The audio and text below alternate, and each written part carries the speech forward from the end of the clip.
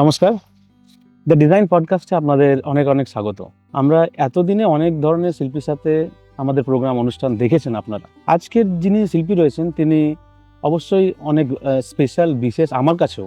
যদি শিল্পী কথাটা থাকে একটা বাউন্ডেশনের মধ্যে চলে আসে, কীরকম টাইপের? সে হয়তো একটা স্কাল্পচার পারে, সে হয়তো একটা পেইন্টিং পারে। আমরা শিল্পী বলতে এই ধরনের স্পেসিফিক কিছু একটা একটা ভাব মানে ভেবে নিই।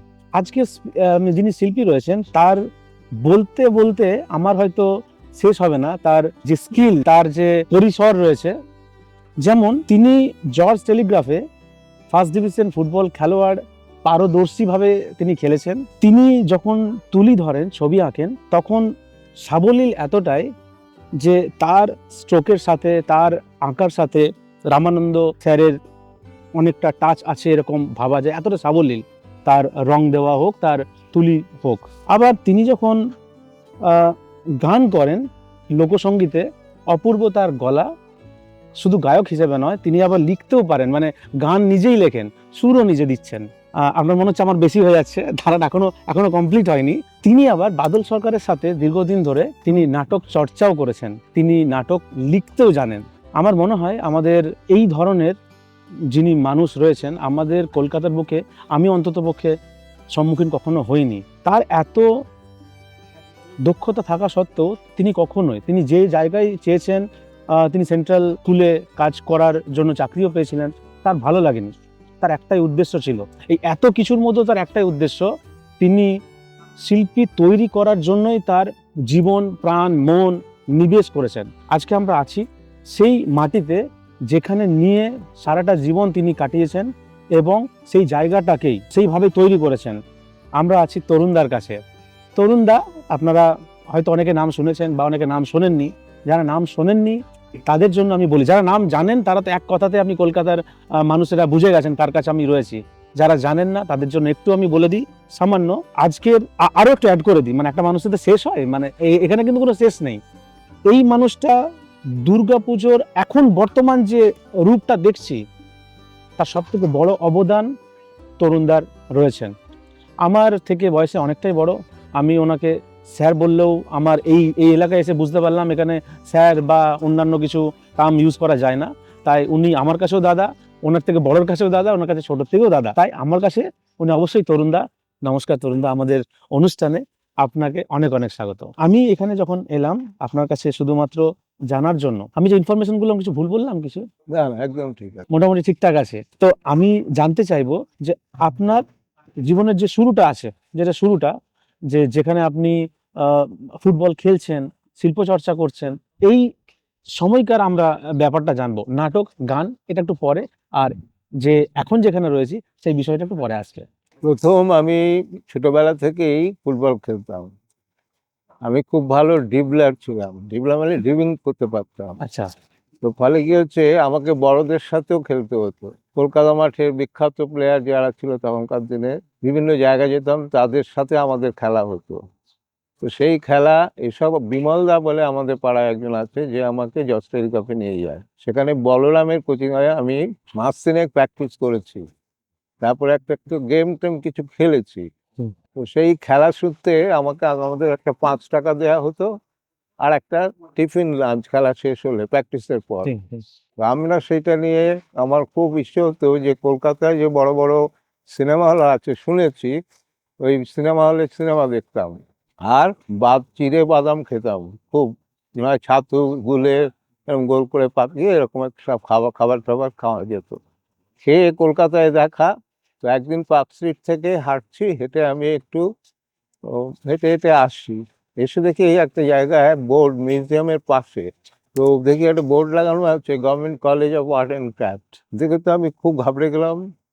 আমি এর আগে বাড়িতে নিয়মিত মাটির কাজ করতাম, ছোটবেলা থেকে পুতুল বানানো, এটা করা সেটা করা, এসব করেছি।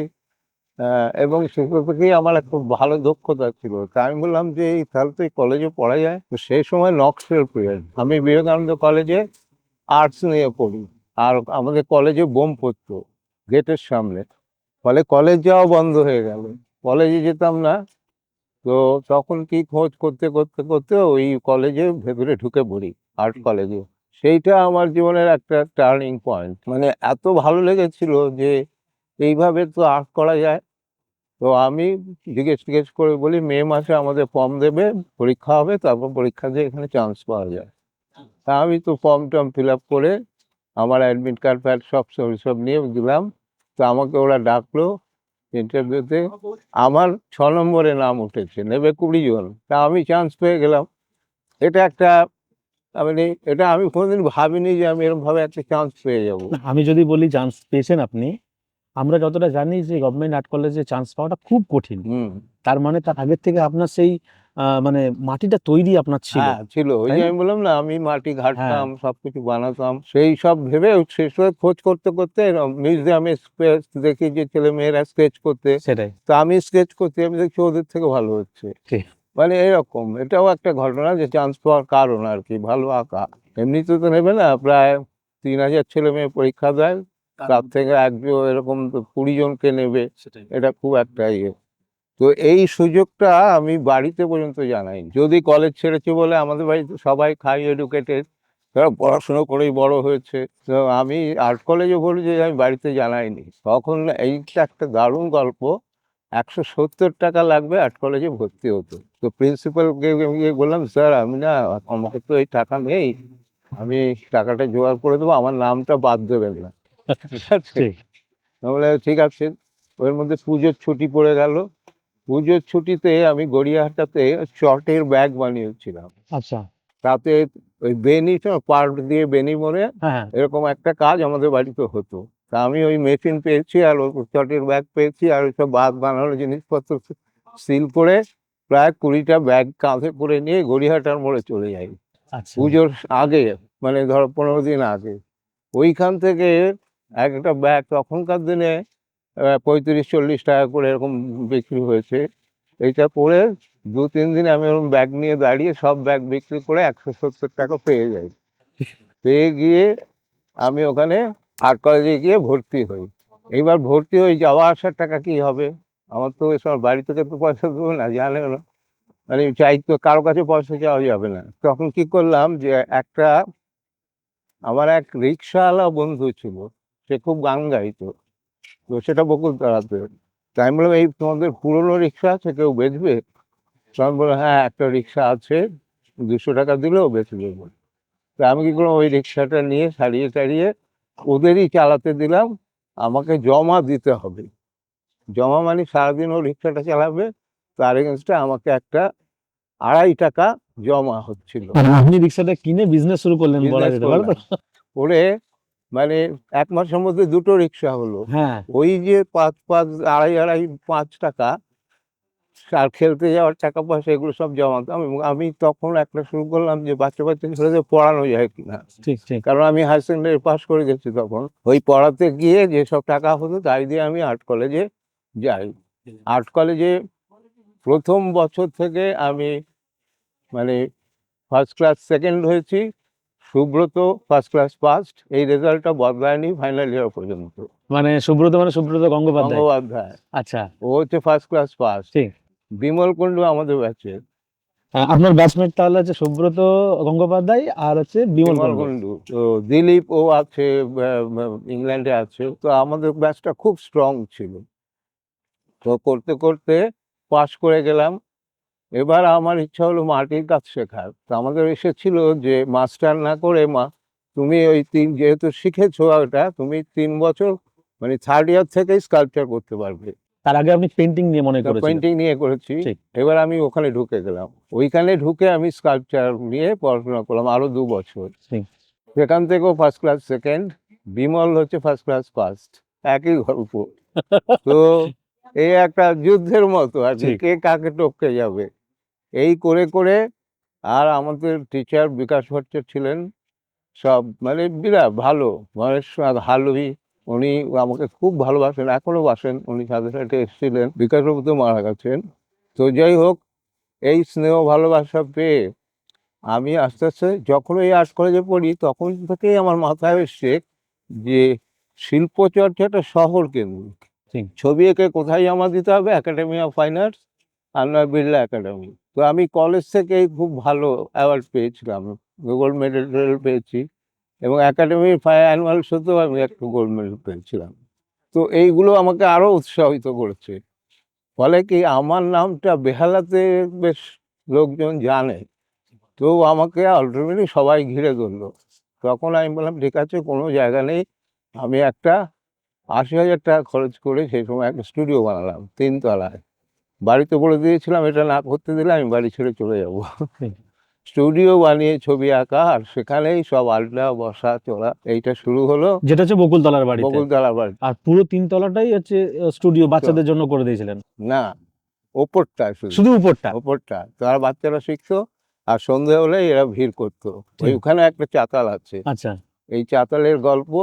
সেখানে বসতো, এদিকে রাত হয়ে যাচ্ছে, 12টা 1টা বেজে যাচ্ছে, কেউ যাচ্ছে না। তো আমি বললাম, ডাল চাল মিশিয়ে রেঁধে দাও। পাপড়িও আমাকে খুব হেল্প করতো। তো আমরা সবাই খেলাম, ফলে আরো 2টা 3টে পর্যন্ত আলোচনা চলতো। ঠিক। এই আলোচনার মূল বিষয় ছিল যে শিল্পের সামাজিকরণ। আমরা শুনেছি ঘরে ঘরে শিল্প, যামিনী রায়ের যেমন শুনেছি, কিন্তু এটার মূল বিষয় হচ্ছে যে সমাজ ব্যবস্থাটাই এমন, তার মধ্যে শিল্প নেই। এই শিল্পকে তার মধ্যে ঢোকাতে পারলে এই নান্দনিক ভাবনা কিন্তু মানুষকে অনেক উন্নত মনের মানুষ তৈরি করবে। সুতরাং আহ, এই অঞ্চলে জায়গা খুঁজো। তখন খুঁজতে খুঁজতে প্রথমে ছিল যে ড্যাম পাশে, সেগুলো ভীষণ দাম। তো ভব এখানেই বাড়ি ছিল, ভবতে। আচ্ছা, আমি আপনাকে কাটছি। আমরা আলোচনার মধ্যে যখন বলা হচ্ছে যে আমরা স্টুডেন্টকে শেখানো হচ্ছে, অনেক স্টুডেন্টরা রাত্রেবেলায় বসে আছে ওই চাতালের মধ্যে। আসলে উনি যে স্টুডেন্টগুলোর কথাবার্তা বলা হচ্ছে তার মধ্যে একজনকার নাম আপনারা খুব ভালো করে জানেন, ভবতোষ সুতার। আরো একজনকার নাম আপনারা জানতে পারছেন, প্রদীপ দাস। এরকম আরো কিছু মানুষরাও রয়েছে। তো এই মানুষরা তখন ওনার কাছে মানে শিখতো, এখন তারা আপনার আস্তে আস্তে সঙ্গী হয়ে উঠেছে। হ্যাঁ, আমার স্টুডিওটাই ছিল ক্লাস রুম। ওদের ক্লাস। হ্যাঁ, ফলে রাত হয়ে যেত, বাড়ি যেত না। এসব করে ক্লাসটা খুব বিষয় খুব ইন্টারেস্টিং ছিল। ঠিক। তা আমার মাথায় ছিল এই শহর কেন্দ্রিক শিল্প চর্চা, বিশেষ করে গ্যালারি আর্ট মুভমেন্ট, এটা যেমন আছে, যে আমরা যদি তার চারপাশের মফস্বলগুলো, এর এটা গান নয়, এটা মফস্বল, অর্থাৎ মফস্বলে যদি আমরা শিল্পটাকে নিয়ে যেতে পারি, তাহলে এটার ব্যাপ্তি আরো বেড়ে যাবে। কেউ কেউ গ্রামের দিকে থাকে, তারা থাকবে। এখান থেকেই আমার এক ছাত্র আছে, প্রায় 250 স্টুডেন্ট।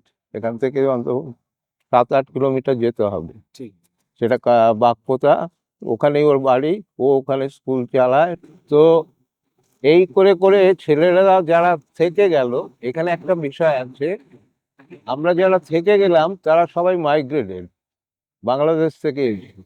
এইটা একটা হয় কি, যে উচ্চ শিক্ষিত, নিম্ন শিক্ষিত, মাইগ্রেটেড, এরকম একটা ব্যাপার আছে। তো অর্থাৎ 3টে ভাগে মানুষকে ভাগ করা হয়, উচ্চ, মধ্য, নিম্ন। তো দেখা গেছে এই মধ্য আর নিম্নবিত্ত মানুষজনই এই কাজ সাথে এসছে।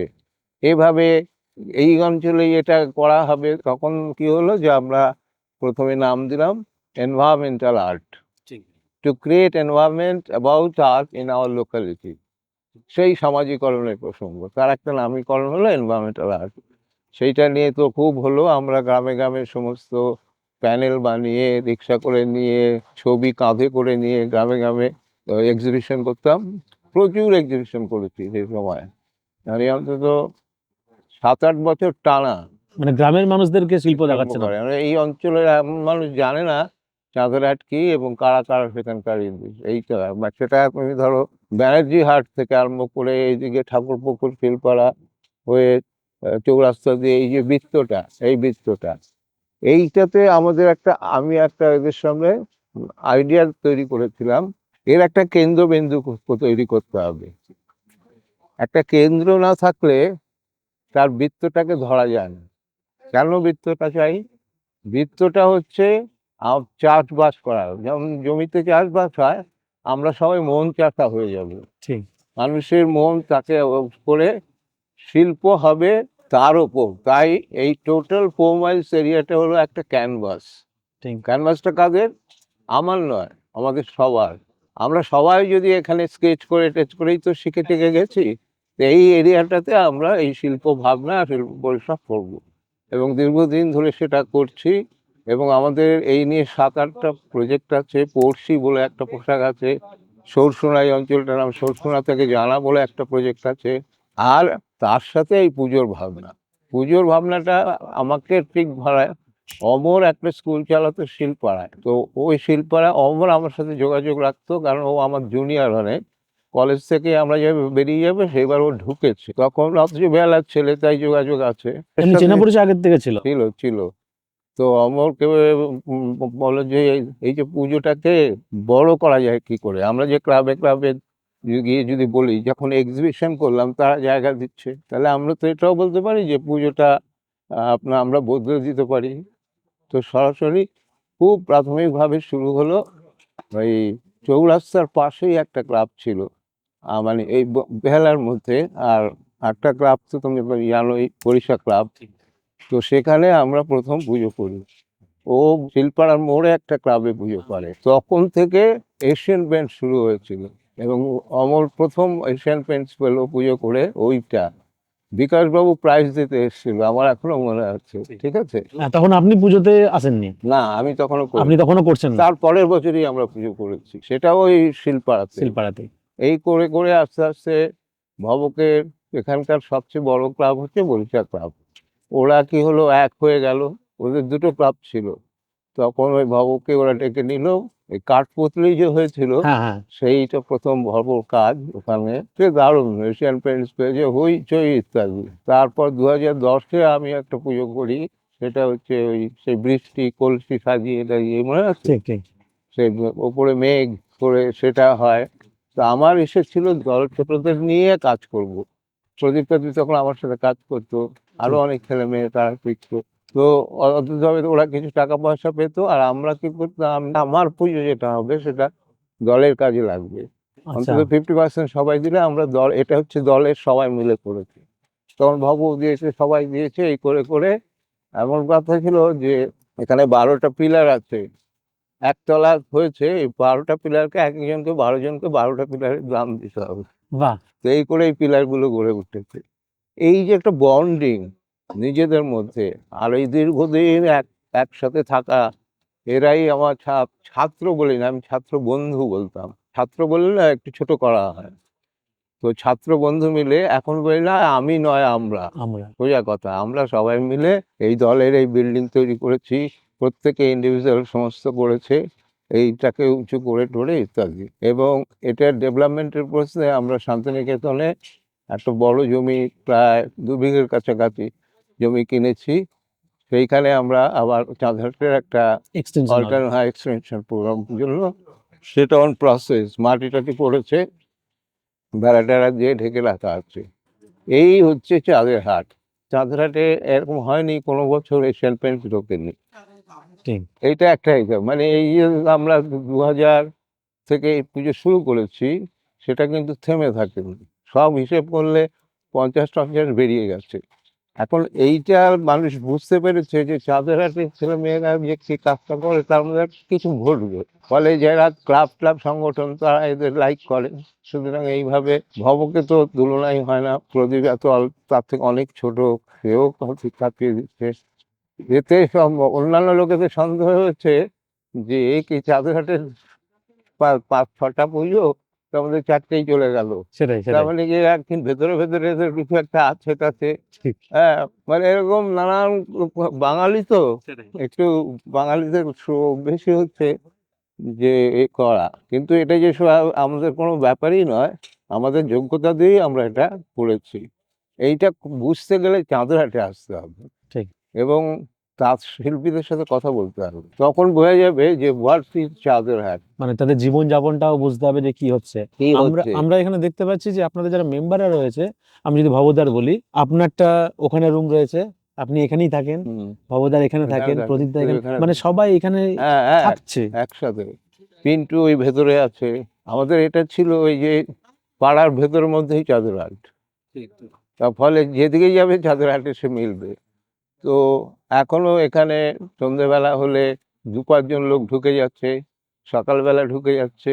এই গেটটা খোলা ছিল, বন্ধ করে দিতে হয়েছে। যারা ওই সাইকেল চালিয়ে নানা রকম ব্যবসায়িক জিনিসপত্র হ্যাঁ, হ্যাঁ, নিয়ে হ্যাঁ। ঢোকে, তারাও ঢুকে পড়ে। তবে একটা অনগোয়িং পিপল আসছে যাচ্ছে, এটা একটা খুব, যেটা আমরা শান্তিনিকেতনেও দেখেছি। তো এখন মনে হয় মিনি শান্তিনিকেতন।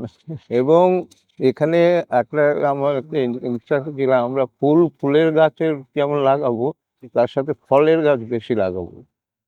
ফল মানে আমি একটা ফল, আমারও তো উত্তরণ দরকার, আমিও তো এই এই বড় কারণেই হচ্ছি। কি আমি এখানে সবেদা গাছটা দেখলাম। হ্যাঁ, হ্যাঁ, আচ্ছা, এটা শুধু পাখিরা খায়, ঠিক আছে, পাখিরা খায় আমরা শুধু। খেতে পারি না। বাদর আসে এসে ফাঁকা ঘুরে দিয়ে চলে যায়। কি কারণে ফলের গাছটা লাগানোর ভাবনা? ফলের গাছ লাগানোর ভাবনা হচ্ছে যে গাছ পুঁতলে ফল হয়, হ্যাঁ, এর সাথে একটা শ্বাস বিশ্বাসের যোগ আছে। আমরা যে কাজটা করি সেটা একটা বিশ্বাসের, সেটা কিন্তু একটা ফল হয়ে উঠে ওঠে। আজকে এই যে আমি ইন্টারভিউ দিচ্ছি, ঠিক। আমি একটা ফল, তো সেই জন্য এটা হচ্ছে প্রত্যেকে ইন্ডিভিজুয়াল একটা। আমি যদি নারকেল গাছ হই, বহু আম গাছ, প্রদীপ হয়তো লিচু গাছ। তো ফলের সাথে একটা সম্পর্ক হয় কি, ফলকে বাঁচিয়ে রাখা, নিজেরা লাগা, এর একটা আনন্দও আছে। আর ইকোলজি প্রশ্নটা তো রয়েছেই, গ্রিন ভ্যানিশ হয়ে যাচ্ছে, হাই রাইজ বিল্ডিং এসব। তো এইগুলো থেকে এই যে একটা গ্রিনারির মধ্যে থাকছি, এই অক্সিজেনটা পাচ্ছি, এটা পয়সা দিয়ে কেনা যাবে না, না, ঠিক আছে। ফলে এখানকার শাকসবজি চাষবাস, মল্লিকা এখানে একটা ইউনিট করেছে, এখানকার মহিলারা যারা একটু জমি আছে এখনো বাড়িটা করেনি, সেই সব জমি দিত, সেখানে ও বসে চাষবাস করে। এবং সেই সব ফসল যা হয়, লালন পালং শাক থেকে আরম্ভ করে মূলা শাক, এসব নানা রকম শাকসবজি প্রচুর হয়। এবং সেই সব করে প্রত্যেক বাড়িতে এখানে কিন্তু তারাই এখন চাষটা করে। ফলে অন্তত এই যে আমাদের পাশেই দেখবে একটা লোক, সে এক বয়স্ক লোক, সে কি করেছে, ওই শুধু একটা বড় করে লাউ গাছের ডটা, লাউ এখন হয় না তত, তার থেকে ডটার দাম বেশি, ডাঁটাগুলো কেটে কেটে মানুষকে বিলি করে এই অঞ্চলে। এবং একটা সময় উনি এত করেছেন যে 10 টাকা করে দিলে এই এতটা পাওয়া যাবে, ঠিক আছে, কারণ পরের বছর আবার লাগাতে হবে, তার জন্য টাকাটা দিচ্ছে, এইটা লোকটা বলে। আচ্ছা, এখানে মানে চাঁদের হাটের দুর্গাপুজোর যে কাজগুলো প্রাইমারিলি হওয়া ছাড়া আর কি কি এখানে অ্যাক্টিভিটি হয়, আমরা যদি একটু জানান আমাদের দর্শকদেরকে। যেমন আমি ব্যক্তিগতভাবে পেইন্টার সোসাইটিতে আছি, কলকাতা একটা গ্রুপ ফাউন্ডেশন মেম্বার, আমিও তার প্রেসিডেন্ট। 80 পেইন্টার্স, সালে আমরা যারা পাস হ্যাঁ, করেছিলাম তারা, বিকাশ ভট্টাচার্যের আন্ডারে এটা তৈরি হ্যাঁ, করা ও তৈরি হয়েছিল। হয়েছিল। এবং সেখানে বিমল কুণ্ডু, সুব্রত, তারপর সুব্রত গঙ্গোপাধ্যায় সব যারা একসাথে, মেম্বারে শ্যামল রয়েছে, রায়, শ্যামল এরা রায়। সব ছিল। তো এই জায়গা থেকে আমাদের এটা গান। আর আমরা যেটা মনে করি যে এখন সকল গ্যালারি আর্ট না করে, হ্যাঁ, এই কথা হচ্ছে এইটা ফিনিশ হবে, আমরা সাথে সাথে একটা ড্রয়িং এক্সিবিশন। আচ্ছা, তো আমরা একটা সেলফ টট, নিজের ভেতর থেকেই করা, কেউ কার মতো নয়, এই চ্যালেঞ্জটা প্রত্যেকের আছে, সেটা পুজোতেও আছে, আমাদের অন্যান্য কাজেও আছে। এই যে কোচিতে গেছে, এরা প্রায় 3 মাস ধরে ওখানে গিয়ে একটা কাজ করে এসেছে, দারুণ দেখবেন।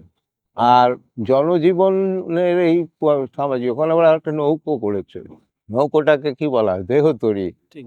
অ্যাট দ্য সেম টাইম নৌকা হচ্ছে পারাপারের বিষয়, তাই না? তো এই যে বিষয় ভাবনার মধ্যে লুকিয়ে আছে ওই যে মাইগ্রেশন নিয়ে প্রদীপ নাকতলায় 3 বার কাজ করেছে, মনে ঠিক। আছে পুজোতে, একটা ছেলে।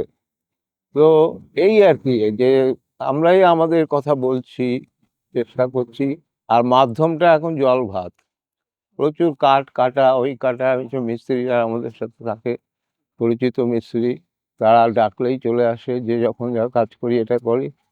আর ফাইবারের কাজটা হতো, পিন্টু করে, ওর একটু ব্রোঞ্জের কাজ করে, নাট টাট দিয়ে করে, আর এমনি ব্রোঞ্জের প্লেট বানিয়েও করে। ও একটা এক্সিবিশনে আছে, ও এখন ব্যাঙ্গালোরে আছে, ওর একটা বড় এক্সিবিশন।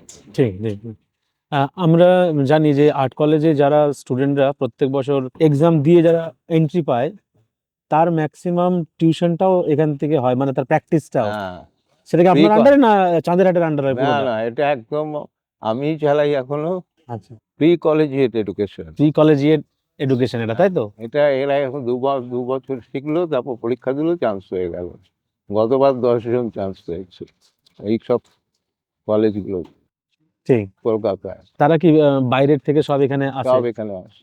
এখানে ধরুন এটা যদি অন্য বাইরের কোনো জায়গা থেকে দেখছে, আমি উদাহরণ দিচ্ছি, ধরুন পুরুলিয়া থেকে একটা গ্রাম থেকে দেখছে, সেই গ্রামের ছেলেটা যদি শিল্প এখানে চর্চা করতে আসে, তার কোনো ফ্যাসিলিটি নেই, কিছু জানে না, সব আছে। এখানে চলে আসবে তারা। হ্যাঁ, আছে। কার্তিক বলে একটা ছেলে আছে, সূর্যা বলে ছেলে আছে, তারা এখানে থেকে সেটা করে। আচ্ছা, তাদের জন্য খাওয়া দাওয়া, রান্না বান্না করার জায়গা, শোয়ার জায়গা সব আমাদের ওই ভবন ওই স্টুডিওতে আছে। আপনি একদম প্রথম থেকেই, মানে আমি বিমল কুণ্ডু দা কথা অনুযায়ী যদি আমি বলি, ও শিল্পী তৈরি করাতেই ওর মন পুরো দিয়ে দিয়েছিল, তাছাড়া ওর ভালো লাগে না কিছু। তো আমি যদি এখন বলি যে আপনার হাত দিয়েই, এইটাও কিন্তু কোট করছি আমি, মাটি খুঁড়ে ও ভগবত সুতারকে বের করেছিল, ঠিক আছে? ও জানে যে কার ভিতরে কোনটা আছে। ভগবত সুতারকে আপনি বের করলেন কিভাবে? এইটা একটা বলছি যে ভবর মা আমার বাড়িতে ওই বাড়িতে নিয়ে গিয়েছিল আমার ছেলেটাকে সব দেখা। তাই আমি বলেছিলাম, বাহ, দেখতে তো তোমার কৃষ্ণের মতো, তোমার হবে, লেগে থাকো। এই যে একটা দূরদর্শিতা আমার আছে, এবং এই প্রজেক্টটা, টোটাল প্রজেক্টটা যে সাকসেসফুল হবে, কারা থাকবে, এই যে নির্বাচন করা, তো এটা সম্ভব হলো কি করে? এর জন্য অনেক কাঠখড় পোড়াতে হয়েছে। এবং একটা জিনিস ঘটেছে, সেটা হচ্ছে শ্বাসে বিশ্বাসে এটা গড়ে উঠেছে। দিস হার্ট ইজ বিলং, হার্টটা যে চলছে, সেই বিশ্বাসটা ওদের আমার প্রতি ছিল। এবং আমি চাকরি ছেড়ে, আমি সেন্ট্রাল স্কুলে চাকরি করতাম, আমার 20 বছরে ভলেন্টিয়ার রিটায়ারমেন্ট ছেড়ে দিয়ে চলে আসি। তারপরেই এই জমি কেনা হয়। কিনে শুধু এটার জন্য, তোমরা ঠিক করে ঠিক আছো কিনা, বড় বড় চিঠি লিখে টিকে তখন এসব পাঠাতাম। আমাকে হাসিমারা ট্রান্সফার করা হয়েছিল 1 বছরের জন্য। ওখান থেকে আমি আবার এখানে চলে আসি চাকরি ছেড়ে দিয়ে। বাস এই হয়ে গেল, সঙ্গে সঙ্গেই চাঁদের হাট শুরু হয়ে গেল। এটা একটা নতুন উদ্যম, একটা জিনিস সবাই ভাবছে যে এরকম হবে। সবাই চিত্রের ছবিটা দেখছে, সবাই দেখতে পাচ্ছিল? দেখতে পাচ্ছে, একে দেখাবার মতো। এত জমি, এত হয়ে, এটা তোমার, ওটা হলে ওই হবে, কার কাছে। অথচ তখন কিছুই ছিল না, মানে শুধু হয়তো আমি জমিটা ছিল। তখন একটা কথা রোজ বলতাম, ভূতে টাকা জোগায়। ঠিক আছে, আমরা সিনেমা হলে যখন যেতাম তখন সিনেমাটা কি করে দেখবো, 75 পয়সা আমার মধ্যে ওটা ভূতে জোগাবে, চল একসাথে যাবো। তো এই যে একসাথে যাবো, এই বন্ডিংটা, এইটা হচ্ছে চাঁদের হাটের প্রাণ। আর প্রাণের সাথে আছে গান। আমি মারাত্মক গান গাইতাম চিৎকার করে। নির্মল আরো পারদর্শী, ভবও গান গাইতে পারে, এখানে সবাই গান গাইতে পারে। ঠিক না, তো এই ভবদার আমি গান শুনেছি, আপনার গান গান শুনতে, শুনতে বাকি হ্যাঁ। আছে, আপনি গান নিজে লেখেনও। হ্যাঁ, আমি এখন একটা বই অন প্রসেস, 125টা গান দিয়ে সেটা ছেপে বেরোবে। 125টা? হুম। আচ্ছা, কোনো মিউজিক ভিডিও কিছু বানানো হয়নি, মানে মিউজিক না, কিছু না, করা হয়নি এখনো? ওটা ওটা হয়নি। ছবিটা বেরোবে, তারপর তখন যদি হয়, বইটা আগে বেরোক বইটা আগে তারপর। বেরোবে। এমনি ফুটখাত এখানে বাড়িতে টাড়িতে, বাংলাদেশে গিয়েছিলাম, সেখানে আমার গান রেকর্ডেড হয়েছে। তারা করেছে, কে করেছে আমি তো দেখিনি না। তো এরকম ভাবে বিচ্ছিন্ন কোথায় হবে আপনার না। বাড়ি বাংলাদেশের? বাংলাদেশে আমাদের চাঁদপুর বাড়ি ছিল। চাঁদপুরে? হুম। এখন যাওয়া হয় না, আর হয় না এখন? আর হয় না, ও সব নদী টদী ভেঙে নিয়ে চলে গেছে। সে বাবা একবার গিয়েছিল, তারপর শুধু দেখে এসে নেই। এই চাঁদপুরের নামটা কি আমি ভবদার কাছ থেকে শুনেছি।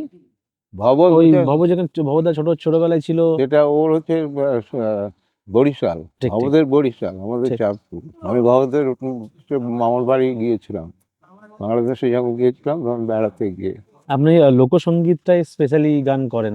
আমি প্রেফার করি, কিন্তু ইকুয়ালি রাগ সঙ্গীতের প্রতি আমার একটা দুর্বলতা আছে।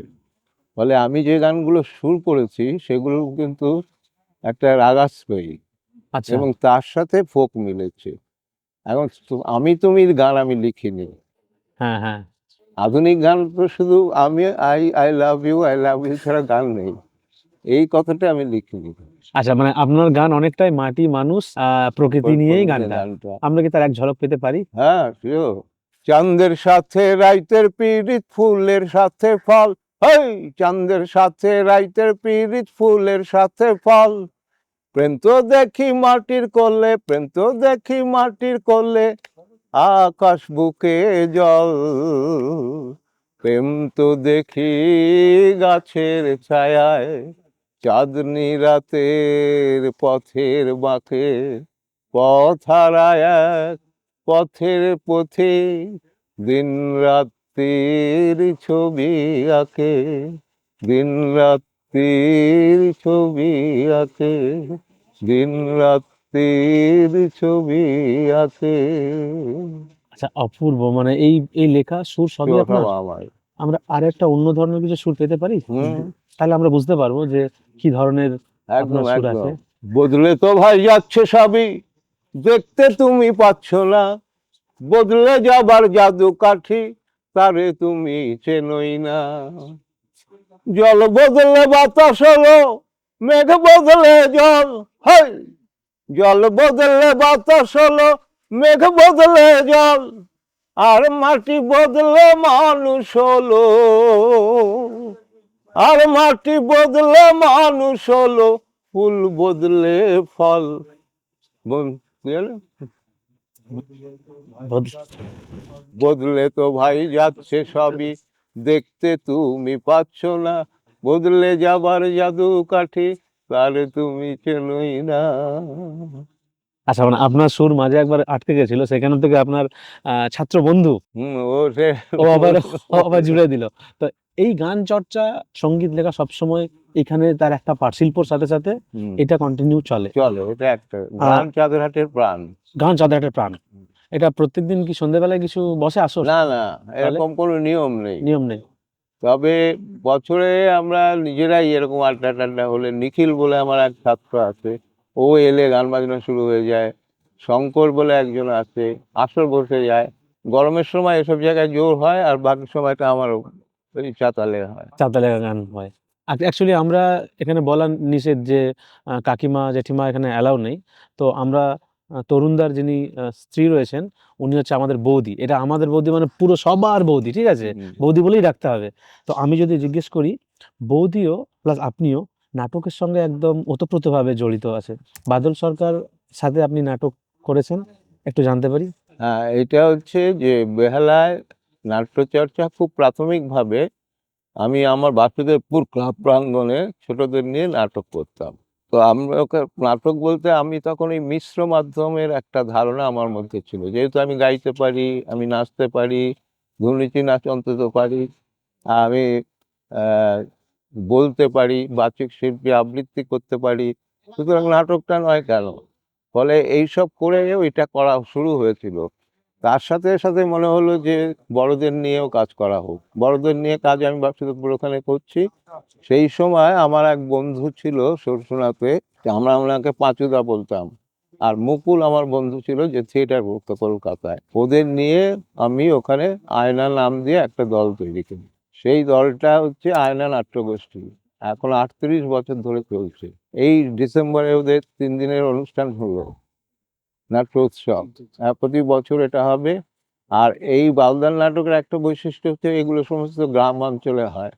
বছরে এক একটা দলকে প্রায় 50টার উপরে শো করতে হয়, শনি রবি পল্লবানি শো, জি। এরকম আর কি। বাদুদার এই নাটক যখন আমরা করছি, বাদুদা আমাদের প্রথম নাটক নকশিকা থামার আমার ডিরেকশনেই সেটা দেখেছিল। এটা হয়েছিল কলেজ স্কোয়ারে, ওনার একটা জায়গা ছিল, সেইখানে আমরা করেছিলাম। সেইটা দেখে বাদুদা খুব উৎসাহী হয়, বাহ তুমি এত ভালো গান করো কি করে। নকশিকা থামাটা প্রচুর গানের ব্যাপার ছিল। এটা তো জসিমউদ্দিনের লেখা, তার উপর কলম চালানো খুব কঠিন। ঠিক। তো সেই সব করেও স্ক্রিপ্ট হলো, করে নাটকটা হলো। নাটকটা এত ভালো হলো, সবার নজরে পড়লো, বাউলদার নজরে পড়লো। সেই সময় বাউলদাকে, যেহেতু বাউলদার নাটক আমি নিয়মিত দেখতাম তখন, তার আগে থেকেই জি। ভাজি বাউলদাকে গিয়ে রিকোয়েস্ট করা হয় যে আপনি যদি আমাদের এখানে আসুন। তখন বলে, তুমি এত ভালো গান করো কি করে, ভালো একটা লাগা, এটা একটা সুযোগ হয়ে গেল। আমি বললাম এইটা তো বাবা গায়, আমিও গাই। তখন বললো, কি ব্যাপার? আমি বললাম যে আমাদের ওখানে আপনাকে একটা ওয়ার্কশপ করতে হবে। আমি অবশ্য তার আগে বাংলার ওয়ার্কশপ করেছি। তো এই ভাই আরেকটা ওয়ার্কশপ করতে হবে, আপনাকেই চাই, আমার ছেলেমেয়েরা সবাই তো আপনাকেই চাইছে। বলছে তোমার কত ছেলে মেয়ে আছে? তা আমি বললাম আমার প্রায় 40 জন ছেলে মেয়ে আছে। ঠিক আছে, এই 40 জন ছেলে মেয়ে আছে, তাহলে আমি করবো। বালদা পেলো। সেই সময় থেকে বালদা আমাদের প্রতি রোববার করে একদিন আসতেন, এখানে থাকতেন। আর 10টা, আর যাওয়ার সময় 7টা হলে 7টা। উনি বাসে চলে আসতেন, কোনো ট্যাক্সি অমুক তমুক কোনোদিন আমরা দেখিনি। ওর জন্য আমি কি করতাম, একটা চায়ের দোকানে বসে থাকতাম, গিয়ে আগেই ঠিক। ওনাকে চা খাইয়ে তবে গ্রুপে নিয়ে যেতাম রিহার্সালের জন্য। এইটা একটা হইচই পড়ে গিয়েছিল যে বাউলদা শোষণে আসছে, ঠিক আছে? ফলে নাট্য উৎসব শুরু হলো, সেখানে বাউলদার নাটক বাউলদাই করছে, আমরা তার থিয়েটার করছি। আগে যারা করতো তারা এখন সব তাই দেখতে আসছে শোষণায়। ঠিক। বাউলদার গ্রুপ তো খুব বড় ছিল, মাঝখানে ভেঙে যায়। সব এখানে আসছে তাই তো? না, না এখানে আপনার না, আপনার বাড়িতে? এটা ওই বাড়িতে ঠিক। না, এটা বকুল বাগান? সরসোনা গার্লস স্কুলে। আচ্ছা, আচ্ছা। ওটা সরসোনা, এখানে একটা গার্লস স্কুল আছে, সে গার্লস স্কুল মাঠে। তো এই করে এটা এখনো চলছে আর কি। ওই যে বললাম 38 বছর ধরে এটা চলছে। বাদুড়া তো এখন নেই, থাকলে প্রতি শোয়ে মেলায় এমনি এখানে থাকতেন, হুম। আমাদের কারো বাড়িতে খাওয়া দাওয়া করতেন, করে রাত্রিবেলা যেহেতু থেকে পরের সব নাটক দেখতেন। তো আমার বাড়িতেও একদিন খাওয়া দাওয়া এরকম খাওয়ার ব্যবস্থা। আমিও বালদা আমায় নেমন্তন্ন করেছিল, উনি কোলাজ করতেন খুব ভালো। বলে তরুণ, আমার ছবিগুলো যদি একটু দেখতে আসবে। আমি বললাম সে কি, এ তো আমার সৌভাগ্য। ওনার বাড়িতে মানিকতলায়, সেখানে গেলাম, গিয়ে ওই কোলাজের ছবি টবি দেখলাম, ওনার বাড়িতে খাওয়া দাওয়া করলাম। উনি খাবার শেষে একটা করে কলা খান, আমার এখনো মনে আছে, নিজে ছুলে বললে এটা খাও, এতে তোমার সব হজম হয়ে যাবে। আমি বললাম, খেলাম, কলা খেতে তো ভালোই লাগে। ছবি টবি দেখে ফিরে এলাম। সুতরাং কোথাও হয়তো লিখেছে এই একটা ওনার লেখাতে, এটা মানুষ আমাদের গ্রুপে ওরা বইয়ে টইয়ে কোথায় পেয়েছে, যে সরষুনাতে একজন শিল্পী আছেন যিনি আমার স্বার্থে এটা করেন। ঠিক, ঠিক। তো প্রসঙ্গত এটা খুব ইম্পর্টেন্ট, যে এটা একটা প্রাপ্তি আর কি, যে এটা মনে রেখেছেন উনি। এটার মধ্যে এটা মনে রাখার যথেষ্ট কারণ আছে, কারণ এই স্বচ্ছতা ওনারও আছে, আমারও আছে। মানে আমাদের তো এরকম কোনো অবিশ্বাসের জায়গা নেই, বিশ্বাসের জায়গা থেকেই গড়ে উঠেছে। ঠিক। এই চাঁদের হাটে অবিশ্বাস শব্দটাই নেই। বুঝতে পেরেছি। এই যে প্রাণের আর প্রাণের বিশ্বাসের গল্পটা, এটা মানে আমরা নিজেরা এত গর্বিত ভাবতে পারি না। একটা জিনিস খেলেই মনে হয় ওই সবার সাথে খাচ্ছি, ধরলেই মনে হয় সবাইকে ধরেছি, এরকম আর কি। তো একবারই ন্যাচারালি এটা গ্রোথ করেছে এবং আমরা সেটাই চেয়েছি। আর কোনো বেসরকারি টাকা পয়সা নেব না, এটা আমাদের একটা সিদ্ধান্ত ছিল। আমরা যা পাবো এখানে আনবো, কিন্তু সেই টাকাটা ওখানে আর যাবে না, হ্যাবিটটা হবেই। অর্থাৎ আমাদের মানিটারি ডেভেলপমেন্ট যার যদি ঘটাতে হয়, তাহলে আমাদের যে টাকা আমরা কাজ করে এখানে আনবো সেটা আমরা জমাবো। এটা ওই এক মুঠো চাল, সঞ্চয় প্রবৃত্তির গল্প, এগুলো সবাই জানি আমরা। মা এক মুঠো করে চাল তুলে রেখে দিত, ঠিক। যাতে কোনোদিনই ভাতের অভাব না হয়।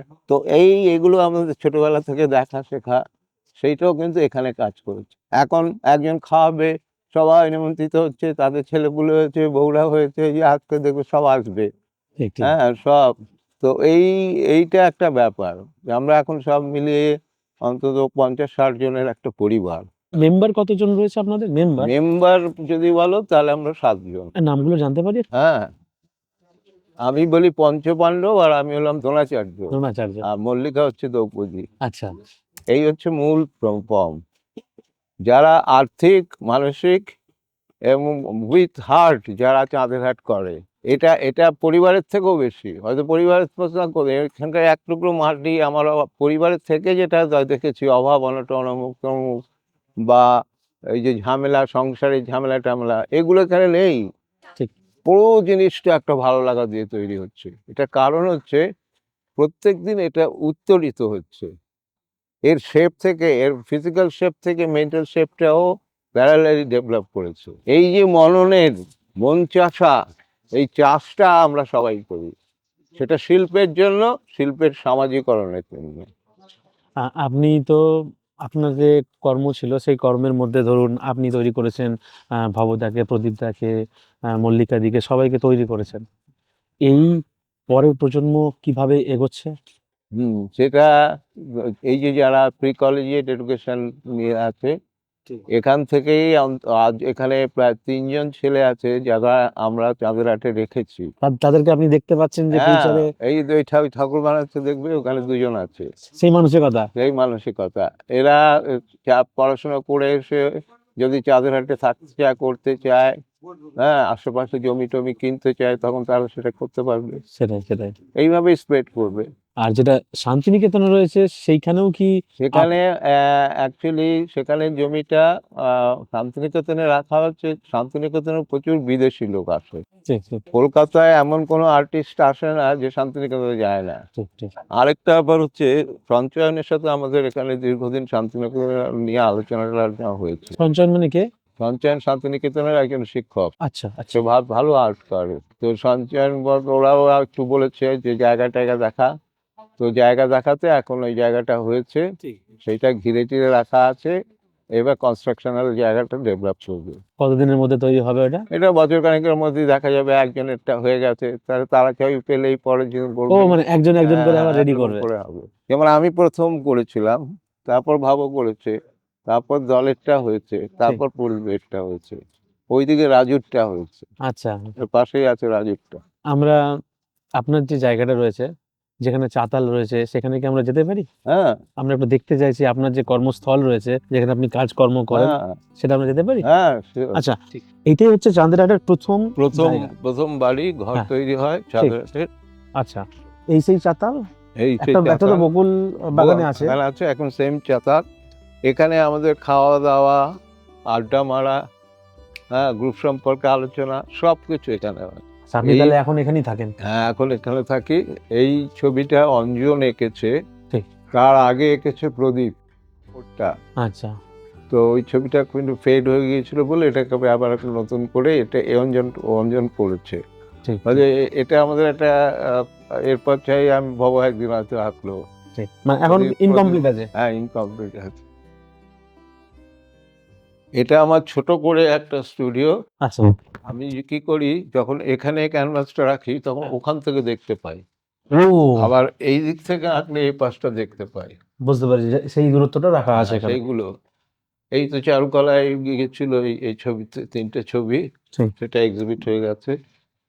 এইটা হচ্ছে আমি ২ ধরনের ছবি, ফিগারেটিভও করি আবার ল্যান্ডস্কেপও করি। হুম। তো ল্যান্ডস্কেপের ছবি এটা। আর ফিগারেটিভ দেখালে তোমায় এই ছবিটা ধরে আমি একটু দাঁড়াচ্ছি। এটা আমার মেয়ের ছবি। এটা মেয়ে ছবি এঁকেছে কে? এঁকেছে অনিতা বলে একজন কেউ রয়েছে। হ্যাঁ, হ্যাঁ। আচ্ছা এটা আপনার গেছিল চারুকলাতে, চারুকলাতে এবছর শো হয়েছে। এবছর 16 সেখান থেকে আপনাকে পুরস্কার দেওয়া হলো, হ্যাঁ, তাই তো? হ্যাঁ। আর সেই কারণেই কি আজকে পার্টি রয়েছে? দেখ আমরা আজকে ভালো দিনে চলে এসেছি। হ্যাঁ। অপূর্ব। এই ৩টে মিলে একটা ছবি। ঠিক ঠিক। তো এখানে যখন আপনি ছবি আঁকছেন তখন কেউ হেল্প করবে না আপনাকে? না, না, কোনো তখন হেল্প কোনো অ্যালাউডই নয়। কোনো অ্যালাউড নেই? বরং আমি ছবি আঁকছি, ২ জন জুনিয়র ছেলে এসে বসলো, তারা দেখছে কি তারা করে দেখতে আঁকছি। পারবে, হাত দিতে পারবে না? আসবে না। আচ্ছা সেটা আবার ওরা যখন আঁকে আমিও বলি না। আর কোনো মানে এইভাবেও বলা হবে না যে এটা একটু এরকম করলে না, ভালো না, হয়? না, না। কিচ্ছু বলা যাবে না? বাহ আর ছবির ১ম এবং শেষ লাইন তারই হবে। তারই হবে। এই ছবিগুলো আঁকার পর এটা কি হয়? এটা কি মানে পরে পরবর্তীকালে এটা সেল হয়ে এক্সিবিশন যায়? হয়, তারপর থেকে যায়। আবার সেলও হতে পারে? না, সেল হতে পারে যদি আমাকে কেউ ছবি কিনতে চায়, যোগাযোগ করে। তো এই মানে মাঝারি ধরনের বিক্রির জায়গাটা আমি ভেবে ছবি আঁকি না প্রথমত। এটা একটা ব্যাপার আছে। আপনি বিক্রির জন্য ভাবেন আমি না? ভাবি না। ছবিটাই আমার কাছে মূল কথা। ফলে ভবিষ্যতে যদি কেউ সেগুলো কিনতে চায়, এসব হতে পারে। কি আমাদের এখানে চাঁদরাটেই সেগুলো থেকে গেল। তার মানে আমার ছবি থেকে যাবেই কোথাও না কোথাও। সেটাই। আরেকটা ভাবনা আমার আছে যে আমার যত ছাত্রছাত্রী আছে তাদের সবাইকে একটা করে ছবি দেয়া। ঠিক ঠিক এই ছবিটা দিলে কি হবে যে সে যেন একটা সুন্দর দেয়াল পায়।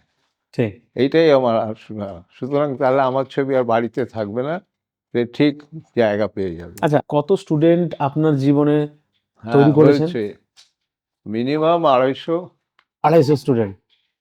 এই ৪২ বছরে যারা মানে কৃতী। যারা কৃতী বলছেন আপনি? হ্যাঁ, যারা এখন শুধু শিল্পটাকে নিয়ে বেঁচে আছে। এরকম আর যদি আমি তারা এমনি স্পেশাল হবে শিখেছে হয়তো ৭০০, ৭৫০, ৮০০ এরকম। মানে শিখেছে বলতে ৪২ যারা বছর। গভর্নমেন্ট কলেজে ঢুকেছে? না, শিখেছে? শিখেছে। শিখেছে।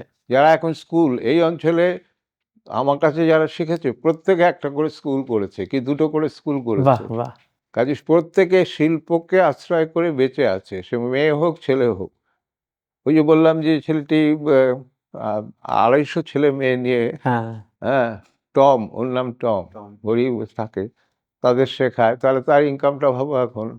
মানে এই শিল্প যে এইভাবে শিল্প থেকে চর্চা চালিয়ে তার সাথে শেখানোর মধ্যে দিয়ে হোক বা বিক্রির ভেতর মধ্যে দিয়ে হোক, একটা চর্চা আমাদের রয়েছে সব সময় থাকছে। এবং সেটা খুব কার্যকারী হচ্ছে। ফলে আমার স্কুলিংটা বেটার স্কুলিং, এটা এরাই প্রচার করছে। ঠিক, ফলে হাওড়া থেকে, বাঁকুড়া থেকে সব ঠিক চলে আছে? আসছে এখানে। সব ছেলেমেয়েরা আসছে, শিখছে।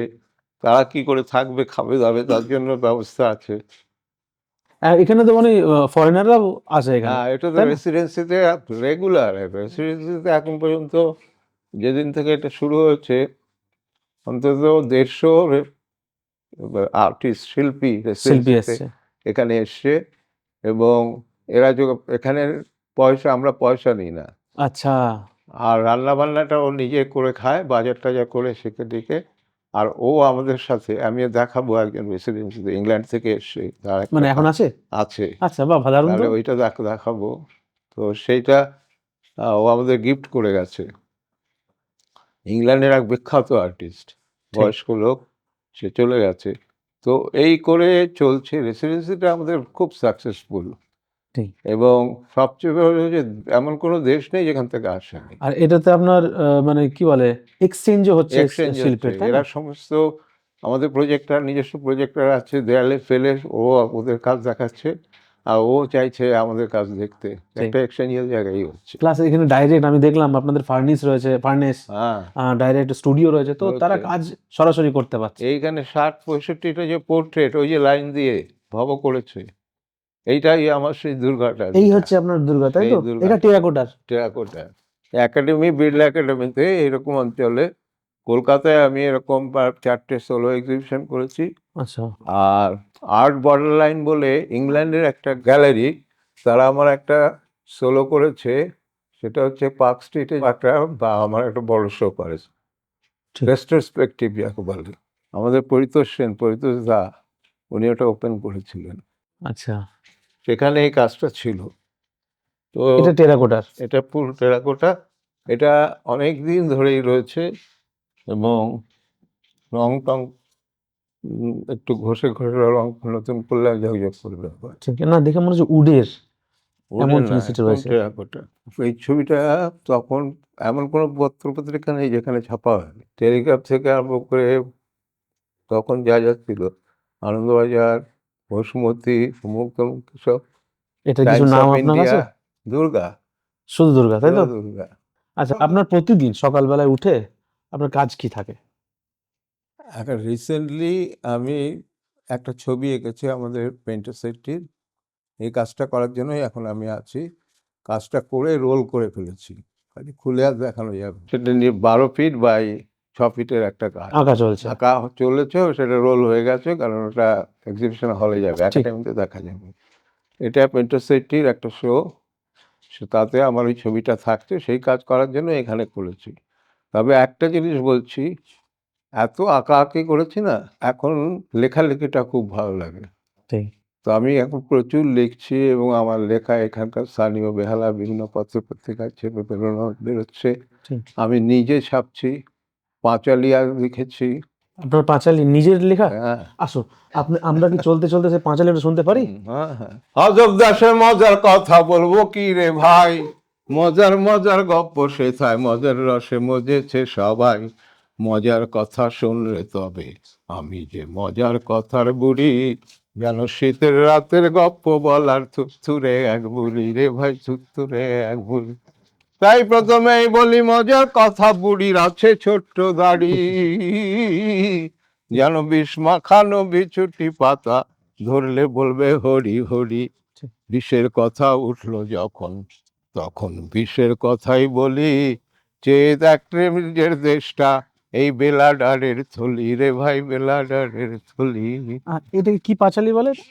এটা পাঁচালী হচ্ছে বাংলাদেশে পাঁচালী গান হ্যাঁ। বলে একটা বিষয় আছে, লক্ষ্মীর পাঁচালী। মানে আমরা লক্ষ্মী পাঁচালী যেটা হয়, একদম আন্ডারস্ট্যান্ড। সেটাই এটা অন্য ধরনের, এটাকেই তাই না? একটু অন্য ধরনের। আচ্ছা, মানে এখন লেখালেখিটা অনেক বেশি চলছে এখন। মানে বেকার বিরক্ত হয়ে গেছেন এবার এগুলোর প্রতি। এগুলো করতে এবং অনেক কথা বলার আছে, সেগুলো বলে যাই আর কি। ঠিক, ঠিক। ফলে এই যে গানটা প্রায় 125 পাতা হয়ে ছেপে বেরোচ্ছে, এরপর প্রবন্ধগুলো আছে, নাটকগুলো আছে, এইগুলো সব আমাকে দ্রুত লিখে রেখে যেতে হবে ঠিক ঠিক যদি ভবিষ্যতে এই লেখাগুলো থেকে অনেকেই ইন্সপায়ার হতো। কারণ একটা বই যখন ছড়িয়ে যায় ঠিক তখন যত নাটক গ্রুপ আছে তাদের কাছেও যাবে, যেহেতু নাটক আমার সম্পর্ক গানের সাথে সম্পর্ক, আমার কোনো আপত্তি নেই তারা নাটকটা করুক, এটা আমি লিখে যাব বইয়ে।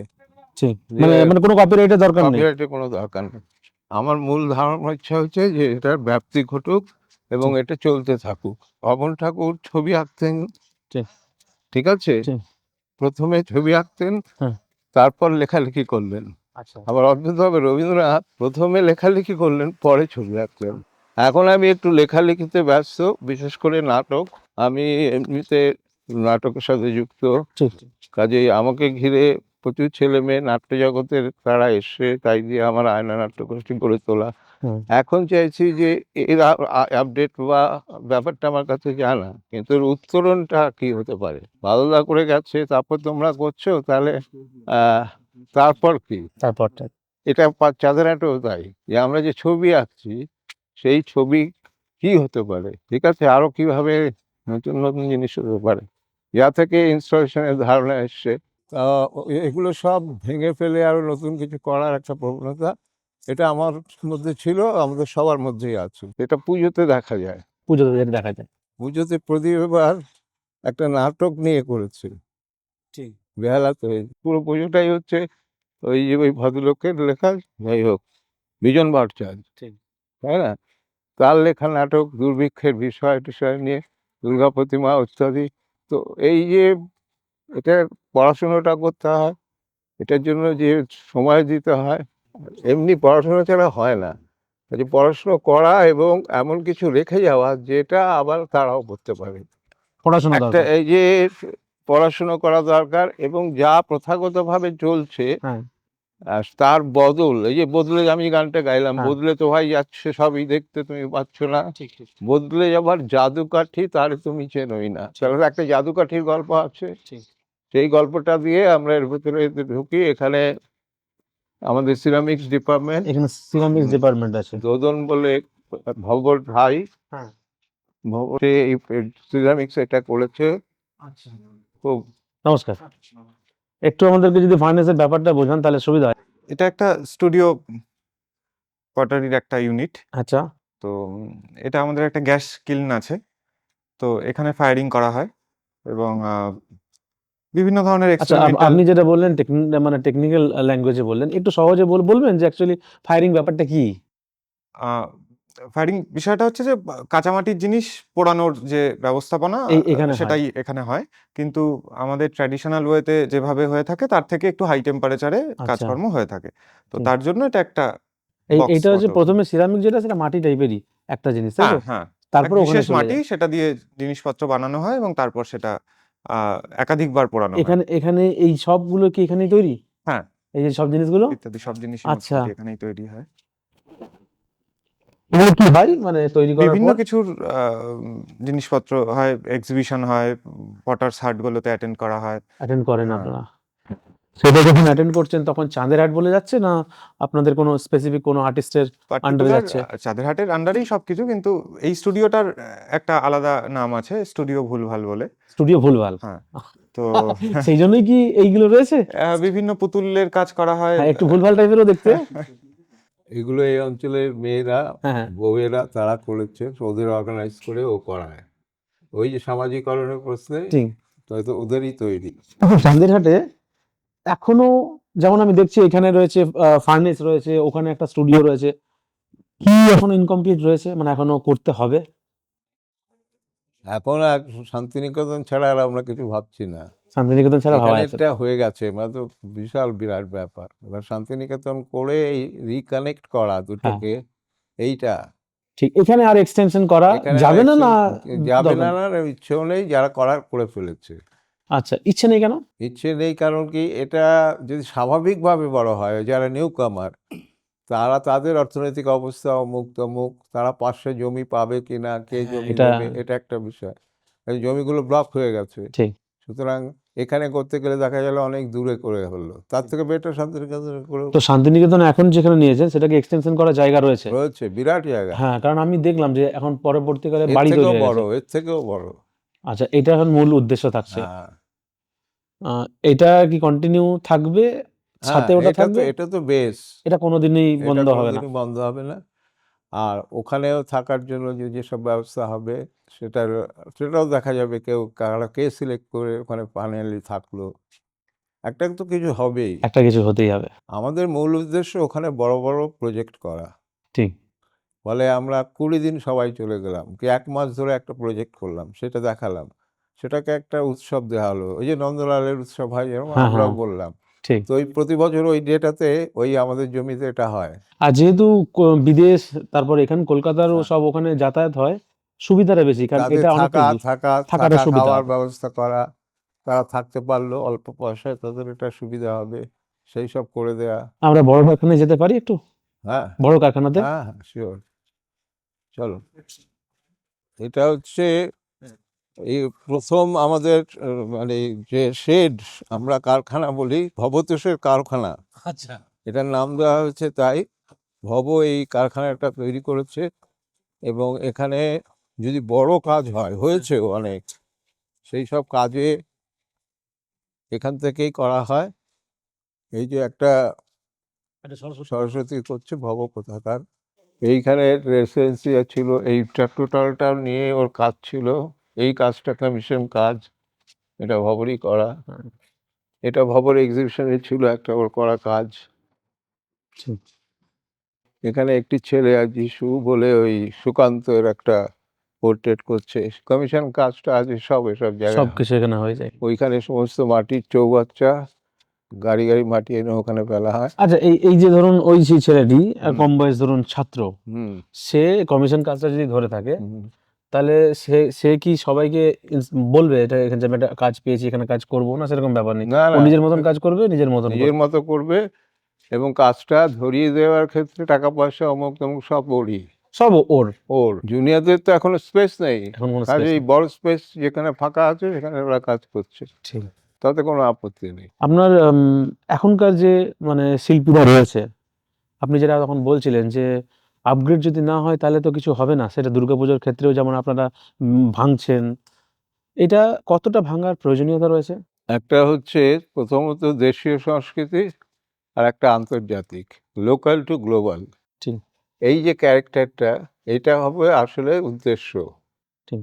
চাঁদের হাট, এবং ধীরে ধীরে সেটা হচ্ছে, এখনো হচ্ছে বলেই আমরা আরো সংযত হচ্ছি। যদি যে সুযোগগুলো আসছে তার সদ্ব্যবহার না করলে কিন্তু হবে না, সেখান থেকে এর আপডেটের প্রশ্নটাও জড়িয়ে আছে। কাজে এই মল্লিকার একটা কাজ গিয়েছিল জার্মানিতে, দারুণ কাজ, একটা কাঁথা। এর আগে প্রদীপের একটা কাজ গেছে ইটালিতে, ঠিক আছে। তো এবার কোচিতে সবাই মিলে, ভবটাও সবাই মিলে, প্রতি মিলে একটা কাজ করেছে, বিশাল কাজ, ঠিক আছে। একটা নৌকো, তার দাঁড়গুলো এরকম বড় বড়, ঠিক আছে। ঠিক। সেই সব বানিয়ে টানিয়ে সে দেখবার মতো, হইচই পড়ে গেছে কোচিতে। ঠিক। তো এই যে আমরা আউট অফ কোচি ছিলাম, এখন কোচিতে ঢুকে আমরা প্রমাণ করলাম যে আমাদের অনেক আগেই রাখা উচিত ছিল, ঠিক, বুঝতে আমরা আরো পেরেছি। আরো বেটার কিছু করতে পারি। ফলে নিউ কামারদের ক্ষেত্রে এই সুযোগটা তখন আসবে, একদমই। তারা করে দেখালো। তাহলে এবং এই প্রদীপের সাথে এবং ভবর সাথে আমার সাথে কাজ করতে করতে ওরা ট্রেন্ড হচ্ছে। মাটি দিয়ে মূর্তি তৈরি করা এখন কোনো ব্যাপারই না এদের কাছে, যেটা আর্ট কলেজগুলোতে 1 বছর ধরে শেখানো হয়, এটা এরা 6 মাসে শিখছে। ফলে এখানে নিউ কামারদের একটা সুবিধা হচ্ছে, এরা যে কোনো না কোনো, তুমি ছবি করবে, কারণ ভাবো তোমাদের হয়তো বলেছে, তরুণদার সাথে প্রথম দেখা, তরুণদা বলেছিলেন তুমি ছবি আঁকবে, রং তুলে আমি দেবো, ঠিক আছে। এটা ভবরা এখন একটা ডায়লগ হয়েছে। তো এইরকম ভব এখন কাকু বলবে, বলেছে অলরেডি। ঠিক। ভবরালের 2টো ছেলে এখানে থাকে, একটি ছেলে এসছে মেদিনীপুর থেকে, সে থাকে কার্তিক বলে, আর সুজয় বলে একটি ছেলে আছে আমাদের এই ভেতর দিকে থাকে। তো সে এখন, তারা দুজন এই কাজটার মধ্যে ওরা খুব হেল্পফুল, মেজর কাজটা ওরা করে, ভবর ফিনিশ করে। আর বাকি কি ওরা এগুলো স্ট্রাকচারটা ওরাই চাপিয়ে করেছে? চাপিয়ে, হ্যাঁ, বলে দিয়েছে বসে বসে। বাহ! একটা বেসিক ট্রেনিং বলে তো হচ্ছে। এইটাই একটা ট্রেনিং, যে এইটা যখন ও নিজে বানাচ্ছে তখন হাত দিচ্ছে। তো ভগৎ দুর্গা ঠাকুর বানানোর পদ্ধতি একই। মোটামুটি ও বলে বলে যায়, এইভাবে চাপাও, ওইভাবে করো, এই করো, দেখিয়েও দিল একবার, আবার নিজে কিছুক্ষণ করলো, রেস্ট হলো, ওরা আবার হাত দিল, এইভাবে ডেভেলপ। এইভাবে ডেভেলপ হচ্ছে। এইটা আমাদের একটা প্রজেক্ট, কার্ড তৈরি হচ্ছে। এখানে প্রচুর সাপের উপদ্রব হয়, চন্দ্রপোড়া আচ্ছা, সেই সাপ আছে। তো সাপে কামড়ে মারা গেছে, ও মুক্তামুখের ওখানে একটা খাল আছে। তো এই খালটা আমাদের প্রজেক্ট, আজকে আমরা 2 বছর ধরে এটা নিয়ে একটা প্রজেক্ট করছি, তার একটা ভিডিও হয়ে ওই যে গেছে। ক্যানাল বলে যেটা। ক্যানেল মুভটা, স্টোরি অফ ক্যানেল। সেইখানে আমরা এবার অ্যাপ্লাই করেছিলাম এটা। সেটা হচ্ছে অমৃত সার্কেল ফাউন্ডেশন। ওদের 90টা গ্রুপের মধ্যে অ্যাপ্লাই করেছিল, তার মধ্যে আমরা প্রথম হয়েছি। বুঝতে পেরেছি। সুতরাং এবছর আমরা এটা দায়িত্ব নিয়ে করছি। আচ্ছা, কি কি হয় মানে এই যে ফাউন্ডেশন রয়েছে ওখানে অ্যাপ্লাই করতে হয়, করতে হয় তারপরে কি করতে চাইছি যে সব ছবি টবি এঁকে টেকে এই ক্যানেলটার উপরে। বলতে বলা হয়েছে, এবং ভিডিওটাও পাঠিয়ে দেওয়া হয়েছে কোনোভাবে। তো সব মিলিয়ে এটা হয়, সিলেকশন হয়। আচ্ছা, সিলেকশন হলো, তারপরে এগুলো কি তারপর- ইনস্টলেশন হবে এটা ওখানে? 200-300 বাঁশ দিয়ে অলরেডি আমরা যেটা করছি, মাঝখানে একটা টিনের ঘর আছে। ঠিক। জমিটা ঠিক। জমিটাতে কেউ থাকে না, সেখানে পাটাতন পেতে বেস করা হয়েছে। এটা একটা ইনডোর আউটডোর স্পেস তৈরি হয়েছে। ঠিক। বাঁশ দিয়ে 200 না 250 বাঁশ পেতে সেটা করা হয়েছে। ঠিক। তো সেইটা আর এখন তৈরি হচ্ছে। আর তার মধ্যে একটা মাইক আছে, সেটা ডোমপাড়া থেকে বানিয়ে আনা হয়েছে। ঠিক। ওরা যে বেড়া করে ওরকম, ওই প্যান্টার মতো ঠিক। বিশাল একটা মাইক, সেটা সেট করা হয়েছে। আরও কিছু হবে করে টোরে ওই জায়গাটাকে ইন্টারেস্ট করা হচ্ছে। আর ভেতরটায় জাদুঘর। জাদুঘর হচ্ছে এই ক্যানেলটার ভিডিওটা চলবে, এর সাথে বাইট আছে, ওই আছে। এটা কি ওই আপনি শুধুমাত্র এটা একটা এক্সিবিশন হিসেবে রাখেন, না ওই ক্যানেলটাকে আপনারা ডেভেলপ করার জন্য ডেভেলপ করার জন্যই করেছি, এবং অর্থ নিয়ে হ্যাঁ, তারপর করতে হবে? এখন তার জন্য যে আমাদের খরচও হচ্ছে, এবং আরও সচেতনতা বাড়বার জন্য ওই সাপুড়েদের এনে তাদের দিয়ে দেখানো হয়েছে এই অঞ্চল। সাপানো আছে? সেটা শ্যুট করা আছে। হ্যাঁ, কাজেই আমাদের কলেজের ছেলেমেয়েরা, স্কুলের ছেলেমেয়েরা এটা মাথায় পড়ে ওই সাপের মতো মাঠে হাঁটবে। ঠিক। ঠিক। ঠিক আছে? ঠিক। কাজেই এই ভিডিওটা চলবে। এবার এখানকার মানুষজন তারা কি ভাবছে, তাদের ডায়ালগসকে নোট করা এবং তাই দিয়ে একটা বুকলেট করা বা একটা বই-টই হিসেবে বার করা, পাবলিকেশন আরকি। তাতে যাতে সচেতনতা বাড়ে। বাড়ে। আচ্ছা, এই যে ক্যানেলটা আমি এটা মানে আপনাকে জিজ্ঞেস করছি, ক্যানেল নিয়ে আপনারা প্রায় 2 বার যদি প্রজেক্ট করে থাকেন, এটা সরকারিভাবে কোনো রকম টেক ওভার হয় না যে এটাকে একদম পরিষ্কার করতে না, হবে? সরকারিভাবেও আমরা যোগাযোগ করেছি। সব বাড়িতে, বাড়িতে ফর্ম বিলি করে তাদের সাইন করিয়ে, তাদের দিয়ে লিখিয়ে সেগুলো জমা করা হয়েছে, এবং তার রাতারাতি ফল হয়েছে যে এখন সেটা পিচের রাস্তা হয়ে গেছে। আচ্ছা, এমন ফলে ইমপ্যাক্ট এর? হ্যাঁ, এবং ওই শালকুটি পুঁতে হ্যাঁ, হ্যাঁ। পিচের রাস্তা হয়েছে, যেটা গিয়ে ঠাকুরপুকুরের সাথে কানেক্ট হয়ে এখন ইজি হয়ে গেছে, মানে গাড়ি ঘোড়া চলছে। ঠিক। যেখানে এতটা জল বর্ষাকালে হেঁটে যেতে পারতো না লোক। এটা এখানকার যে যারা সরকারি লোকজন আছে তাদের সাথে যোগাযোগ করে, বাচ্চু বলে, সে আবার আমাকে খুব রেসপেক্ট করে, বলছে, "রাখি, তুমি এটা করে দাও" ইত্যাদি। সাপগুলো নিয়ে একটা পারফরম্যান্স করবে।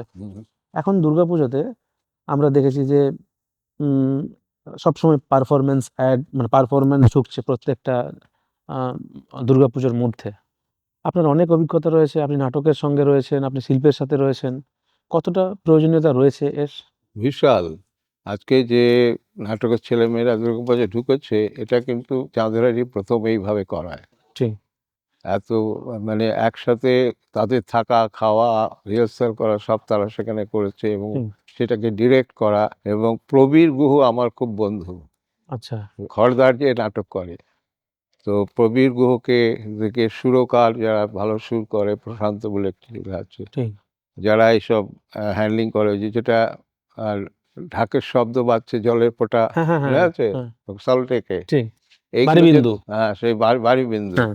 এই যে এগুলো হলো, এগুলো সব কিন্তু ওই পারফরমেন্সটা না করলে ওই জলটা পড়বে না। ঠিক। ঠিক। তো পারফর্মিং আর্টটা যেহেতু এই নাটকের সাথে প্রত্যক্ষ নয়, পরোক্ষভাবে যুক্ত, নাটক দেখা এই অভিজ্ঞতা এখান থেকেই হয়েছে। ঠিক। ফলে ও আর আমি তো এই নাটক নিয়ে কথা বললে বলি, আমার নাটকগুলো শুনেছে, দেখেছে। ঠিক। তার থেকে যে একটা অভিজ্ঞতা হয়েছে যে পুজোতেও পারফরমেন্স ঢুকতে পারে, এবং কোচিতে গিয়েও ২-৩ বার গেছে, সেখানেও দেখেছে পারফরমেন্স হচ্ছে। আমি তার আগে, খুব আগে কলকাতায় এই সিঁড়ি বেয়ে উঠে গিয়ে পারফর্ম করছে ঠিক। এরকম সব নাটক টাটক দেখেছিলাম। একটা মাঠের মধ্যে সিঁড়ি বেয়ে ছাদের উপর থেকে লাফ মারছে, সে লাফ মারছে, তাকে আবার সেই এরকম করে ধরে ফেলার ব্যবস্থা রয়েছে, সার্কাসের মতো।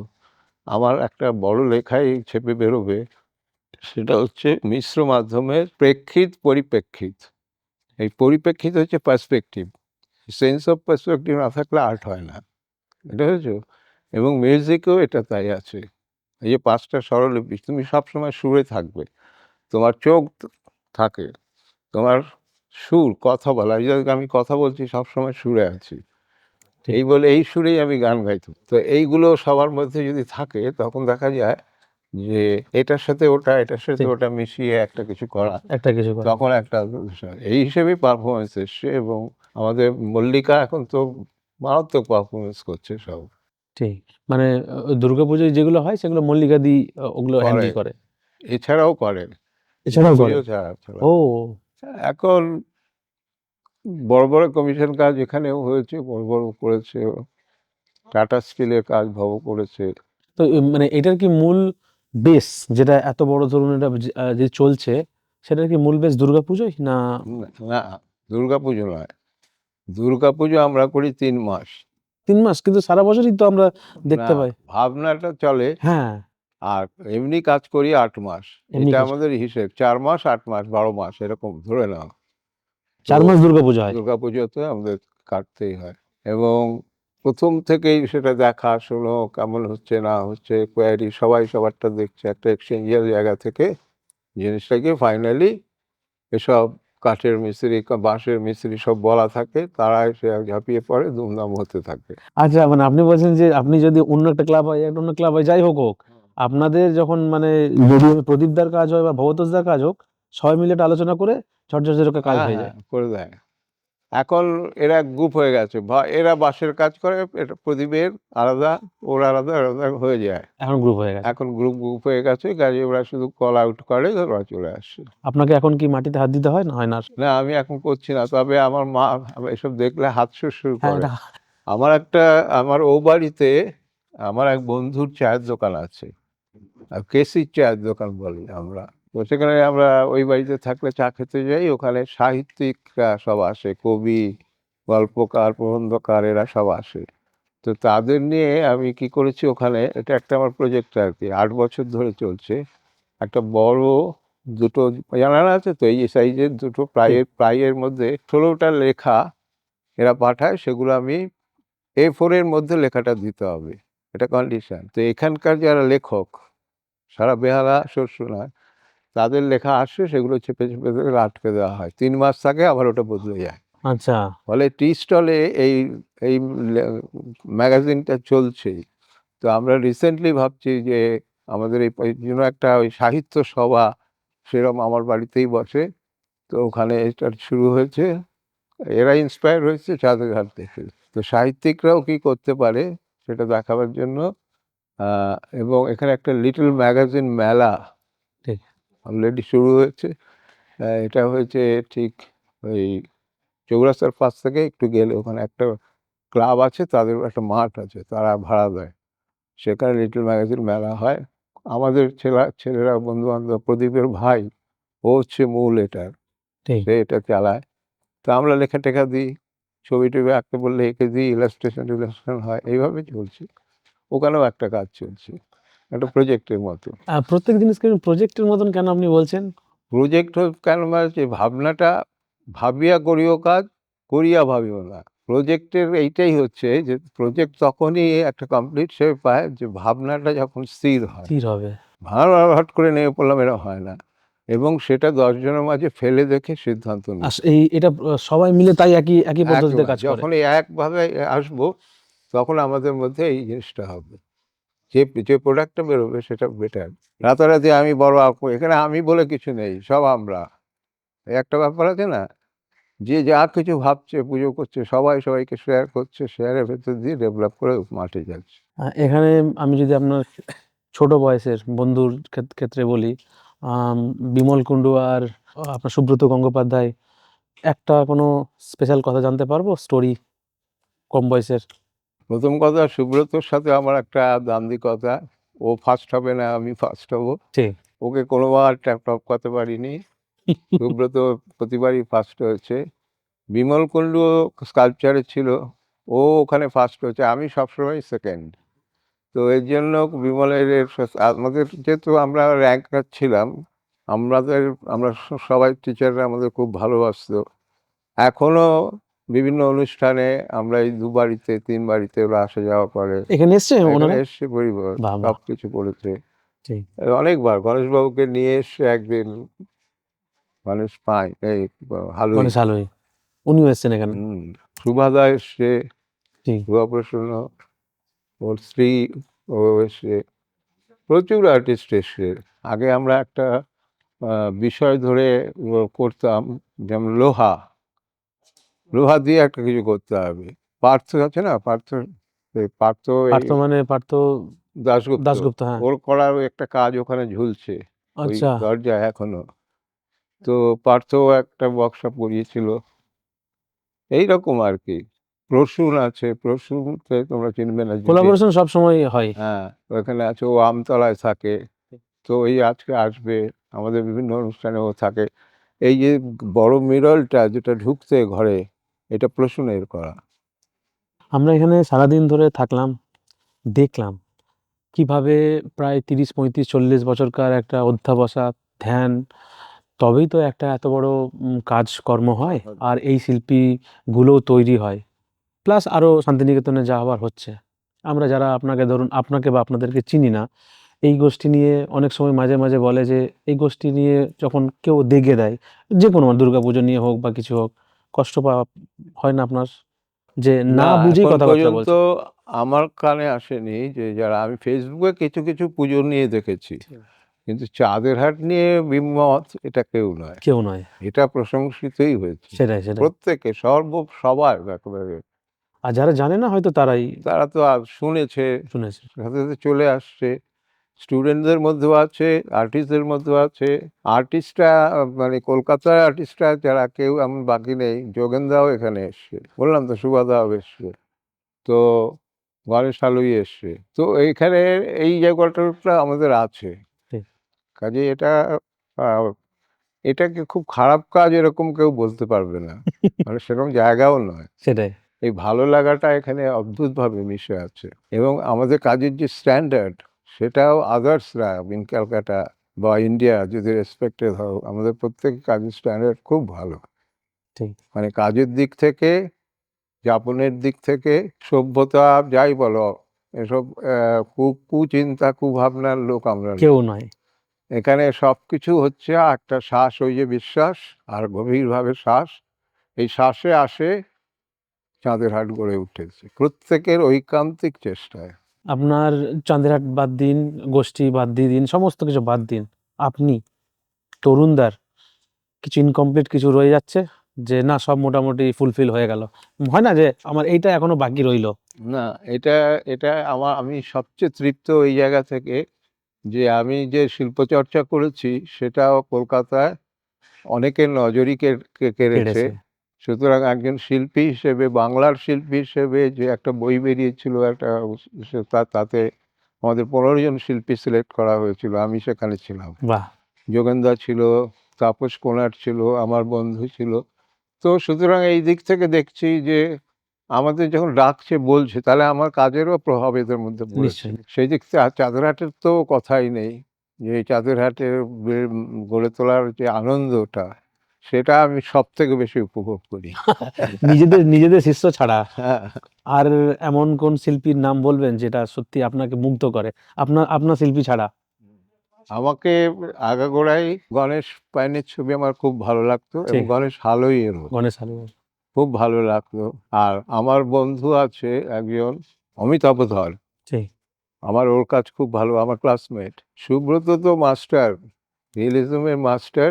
ও আমার ধারণা দ্বিতীয় সুব্রত আর করাতে আরো 10 বছর লাগবে কলকাতা।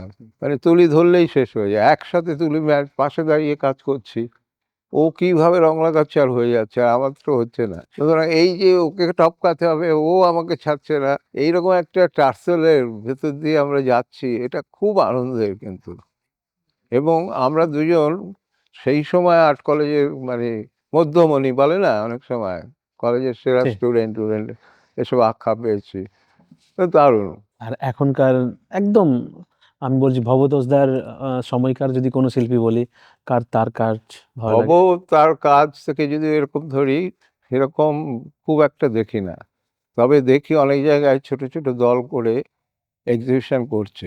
আচ্ছা, চেষ্টাটা আছে, চেষ্টাটা রয়েছে। চেষ্টাটা কিন্তু রয়েছে। এবং যারা পাস আউট, বিশেষ করে গভর্নমেন্ট আর্ট কলেজ থেকে, তারা কিন্তু ছবি আঁকেই। তো অ্যাভারেজ ধরো আহ, আমাদের কলেজে 100 স্টুডেন্ট, মানে ক্রাফট আর্ট নিয়ে আর কি, চারু মিলে, এই 100 স্টুডেন্টের মধ্যে 10 জন স্টুডেন্ট কাজ করে, ঠিক। এটা আমার একটা ধারণা। আর বাকিরা সব অন্যান্য কাজে ব্যস্ত হয়ে গেল। না পারার গল্পই বলা হবে তাদের। আর ব্যক্তিগতভাবে শিল্প, ছবি আঁকা বলি, শিল্প চর্চা যেটা, চর্চা যেটা। এবং আমার হিসেব করলে আমি 100-র ওপর এক্সিবিশন করেছি। প্যারালালি দুটোই আমার কাছে খুব গুরুত্বপূর্ণ। এইরকম আগে আমার স্টুডিওতে এখন প্রচুর ছবি, আমরা বলি যে সব পড়ছে ঠিক আছে ঘরের ভেতরে। তো এরকম প্রায় 200-250 ছবি আমার ঘরে স্ট্যাগ হয়ে আছে। তো বিক্রি হয়েছে কিছু, সেই যখন যেরকম সব মিলিয়ে আমি নিজেকে বেশ সার্থক মনে হয়। শিক্ষকতা এবং শিল্প চর্চা দুটো সমানভাবেই কাজ করে। সমানভাবে আপনি করেছেন। একজন সার্থক শিল্পী আপনার চোখে হুম।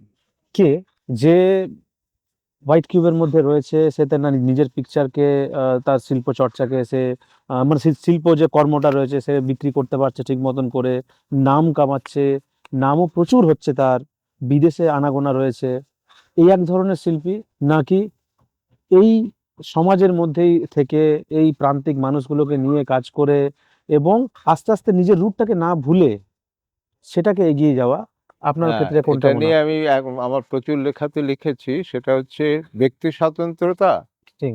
নাকি সমষ্টির জয়গান। আমি কোনটা করব? আচ্ছা। আমি একেবারেই ব্যক্তি স্বাতন্ত্র্যতার বিরোধী। কারণ তুমি এই সমাজ থেকে সবকিছু নিয়ে ব্যক্তি স্বাতন্ত্র্যতার অধিকারী হয়েছো, অথচ সমাজকে ভুলে গেছো, ঠিক। মানুষকে ভুলে গেছো। এটা হয় না। তো সেখানে একটা দায় থাকে। কারণ যে দায়বদ্ধতা যেটা কথা হয়, সেটা প্রতি শিল্পীর থাকা উচিত। তবে ব্যক্তি স্বাতন্ত্র্যতাও আবার একটা গুরুত্বপূর্ণ বিষয়। কারণ শিল্পের ভাষা, তার নির্মাণ, গঠন, মননের উত্তরণও দরকার। সেক্ষেত্রে যদি বলি, তাহলে এই কাজটা যারা করেছেন, যেমন অমল ঠাকুর যেটা করেছেন, বলেছেন পুনরুদ্ধার। ঠিক। আমাদের সবাইকে মিলে হারিয়ে যাওয়া আমাদের এই সংস্কৃতি, শিল্প, তাকে পুনরুদ্ধার করতে হবে। পুনরুদ্ধার করতে হবে। আমি এটাতে বিশ্বাসী। এর জন্য বলি, রুটে থাকো ফুটে যাও। এই যে আমি কথাটা বলেছি আগে। সুতরাং মূল বিষয় হচ্ছে সমষ্টি, ব্যক্তি নয়। আবার ব্যক্তিকে বাদও দিতে পারছি না, এরকম একটা দ্বান্দ্বিক জায়গা। না, আপনি দুটোতেই কিন্তু ওই দান্তিক জায়গাতেই শেষ করলেন। লাস্ট এবার আমার একটা প্রশ্ন দিও, এখানে আমি চাইবো না যে দ্বন্দ্ব থাকবে, একটাই বলবেন। যদি আপনার গুড বুকে দারুণ স্টুডেন্ট যদি বলি, দারুণ শিষ্য, দারুণ ছাত্র বন্ধু যদি বলি, এমন একজন এই 5 জনের গ্রুপে একজনকে বলতেই হবে, এটা এটা একজনকে লাস্ট, এটা লাস্ট। একবারে এক কথায় বলবো, ভবতোষ সুতার। ভব আমার ছাত্রছাত্রীদের মধ্যে নিঃসন্দেহে ও ভীষণ ডায়নামিক, যেটা আমি অন্য ছাত্রছাত্রীদের মধ্যে দেখিনি। রিসেন্টলি প্রদীপের মধ্যে দেখছি। ঠিক। ও অনেক স্টাডি বেস, ঠিক। পুঙ্খানুপুঙ্খ করে একটা কিছু করার চেষ্টা করছে। এবং সামগ্রিকভাবে এই দুর্গাপুজো দেখার অভ্যাসও আমার আছে। আমি সবাইকেই দেখেছি, সনাতন থেকে পার্থ থেকে সবার প্যান্ডেলে গেছি, দেখেছি টেকেছি। একটা জিনিস মনে হয়েছে যে একঘেয়েমি চলে এসছে ওদের। পার্থ দাশগুপ্ত, ও কিন্তু একটু সিরিয়াসলি কাজ করে। রিসেন্টলি দেখবে পার্থ দাশগুপ্ত গত প্রায় 5-7 বছর ধরে ও এশিয়ান পেন্টস থেকে বার হয়নি। কাজে ওর কাজের মধ্যে একটা, সুশান্তর কাজের মধ্যে একটা খুব ভালো আছে। ঠিক।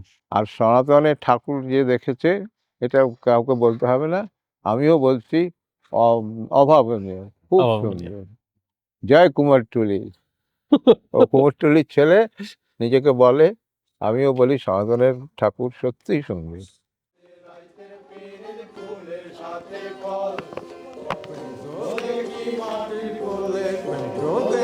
মাটির কোলে আকাশ বুকে জল,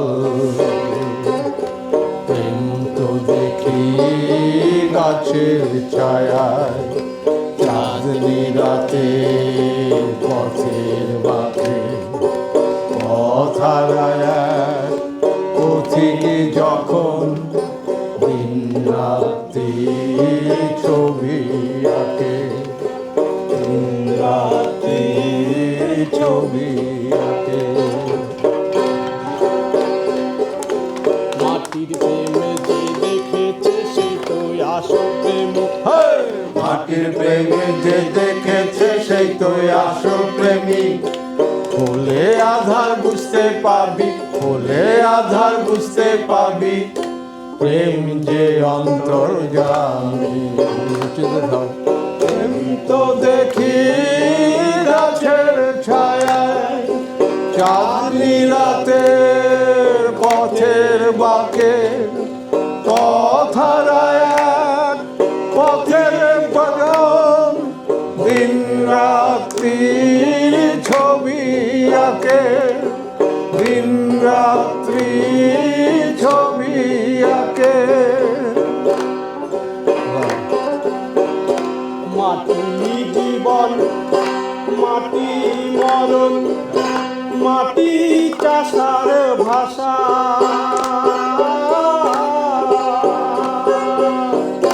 মাটি জীবন মাটি মরণ, মাটি চাষার ভাষা,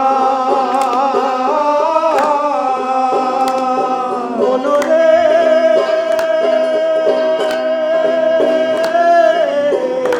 মোনা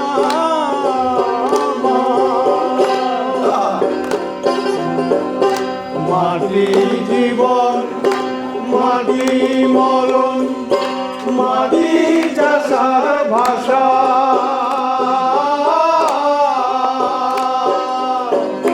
কাঁচা মাটি পাকা হইরা, কাঁচা মাটি পাকা হইরা, বান্ধবাদের বাসা রে হিন্দু, বান্ধে বাদের বাসা। চাঁদের সাথে রাইতের পিলি, ফুলের সাথে ফল, চাঁদের সাথে রাইতের পিলি, ফুলের সাথে ফল, প্রেম তো দেখি মাটির কোলে, প্রেম তো দেখি মাটির কোলে, আকাশ বুকে জল,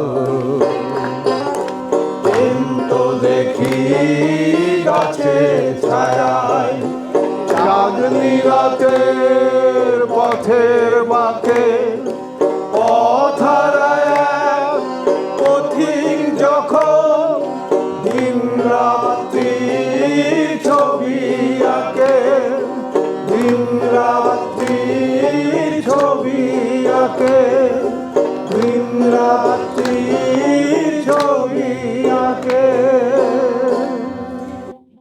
রাজুর গলা ভালো নেই আজকে নাকি? প্রদীপের একটা পেয়েছি, মিষ্টির মধ্যে রস। না না, জোরটির মধ্যে খেয়েছে। আচ্ছা, এই গানটা কার লেখা আর কার সুর দেওয়া? কার সুর দেওয়া, কার গান লেখা এটা? গানটা আমার সুর দেওয়া, লাস্ট টাইম যেটা ও আবার জুড়েছে, ও জুড়েছে এটা? আচ্ছা, ও এটা জুড়ে ওর মতো করে গায়। ওর নামটা জানতে পারি? ওর নাম নিখিল। নিখিল কি মানে গান নিয়েই আছে, মিউজিক নিয়ে? নিখিল গৌরী বেরিয়া কাজ করেছিলাম আমি, আচ্ছা আচ্ছা। ওই যে মাটির প্যান্ডেল, মাটির থিম সং ছিল। আচ্ছা, গৌরবেড়িয়া যে আছে সেও কি জান্দারাটের মেম্বার? হ্যাঁ, ওই তো নিখিল। আচ্ছা, বুঝতে পেরেছি এবার। মানে তাহলে মানে বাকিদের যে চিন্তার কারণ এবার বুঝতে পারছি। ওই যে রাজু সরকার। নমস্কার। এই যে না মানে এটা আমার সারপ্রাইজ লেগেছে। এই যে স্টেট ব্যাংক, হ্যাঁ হ্যাঁ, না মানে ওরা তো একদম ডাইরেক্ট ফোর ফ্রন্টে আছে। তখন তো আরেকটা গান শুনতে পারি নিজের লেখা। একই মায়ের পেটে জন্ম, কেন টক ঝাল মিষ্টি একই মাটির রসের সাজে কেমনেতে তো হলো সৃষ্টি, একই মায়ের পেটে জন্ম।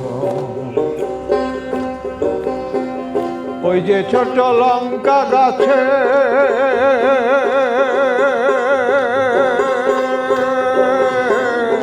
গাছের, ওই যে ছোট লঙ্কা গাছে দেখো কত লঙ্কা ঝোলে,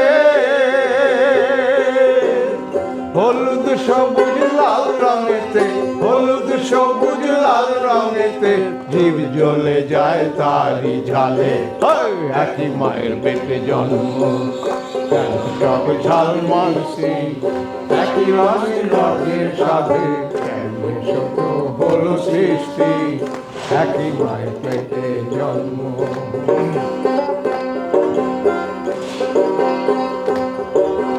তারই পাশে নিম গাছটি, সেই মাটিতে আখ পুঁতে দাও, পুঁতে দাও, সেই মাটিতে আখ পুঁতে দাও, লম্বা লম্বা জোষ্ঠী, দাঁত দিয়ে তারে ছিলে খেলে, দাঁত দিয়ে তারে ছিলে খেলে মুখ হয়ে যায় শুধুই মিষ্টি, একই মায়ের পেটে জন্ম, কেন টক ঝাল মিষ্টি, একই রঙের রসের সাথে কেমনে তো হলো সৃষ্টি, একই মায়ের পেটে জন্ম, একই মায়ের পেটে জন্ম, একই মায়ের পেটে জন্ম। অথচ মাটি নেই কোষা, নেই কোষাদ তারি কষে, কোন জাদুতে বদলে যায় সে, কোন জাদুতে বদলে যায় সে, টক ঝাল আর মিষ্টি রসে, একই মায়ের পেটে জন্ম, কেন টক ঝাল মিষ্টি, একই মাটির রসের সাথে কেমনে তো হলো সৃষ্টি, একই মায়ের পেটে জন্ম হয়, একই মায়ের পেটে জন্ম হয়, একই মায়ের পেটে জন্ম।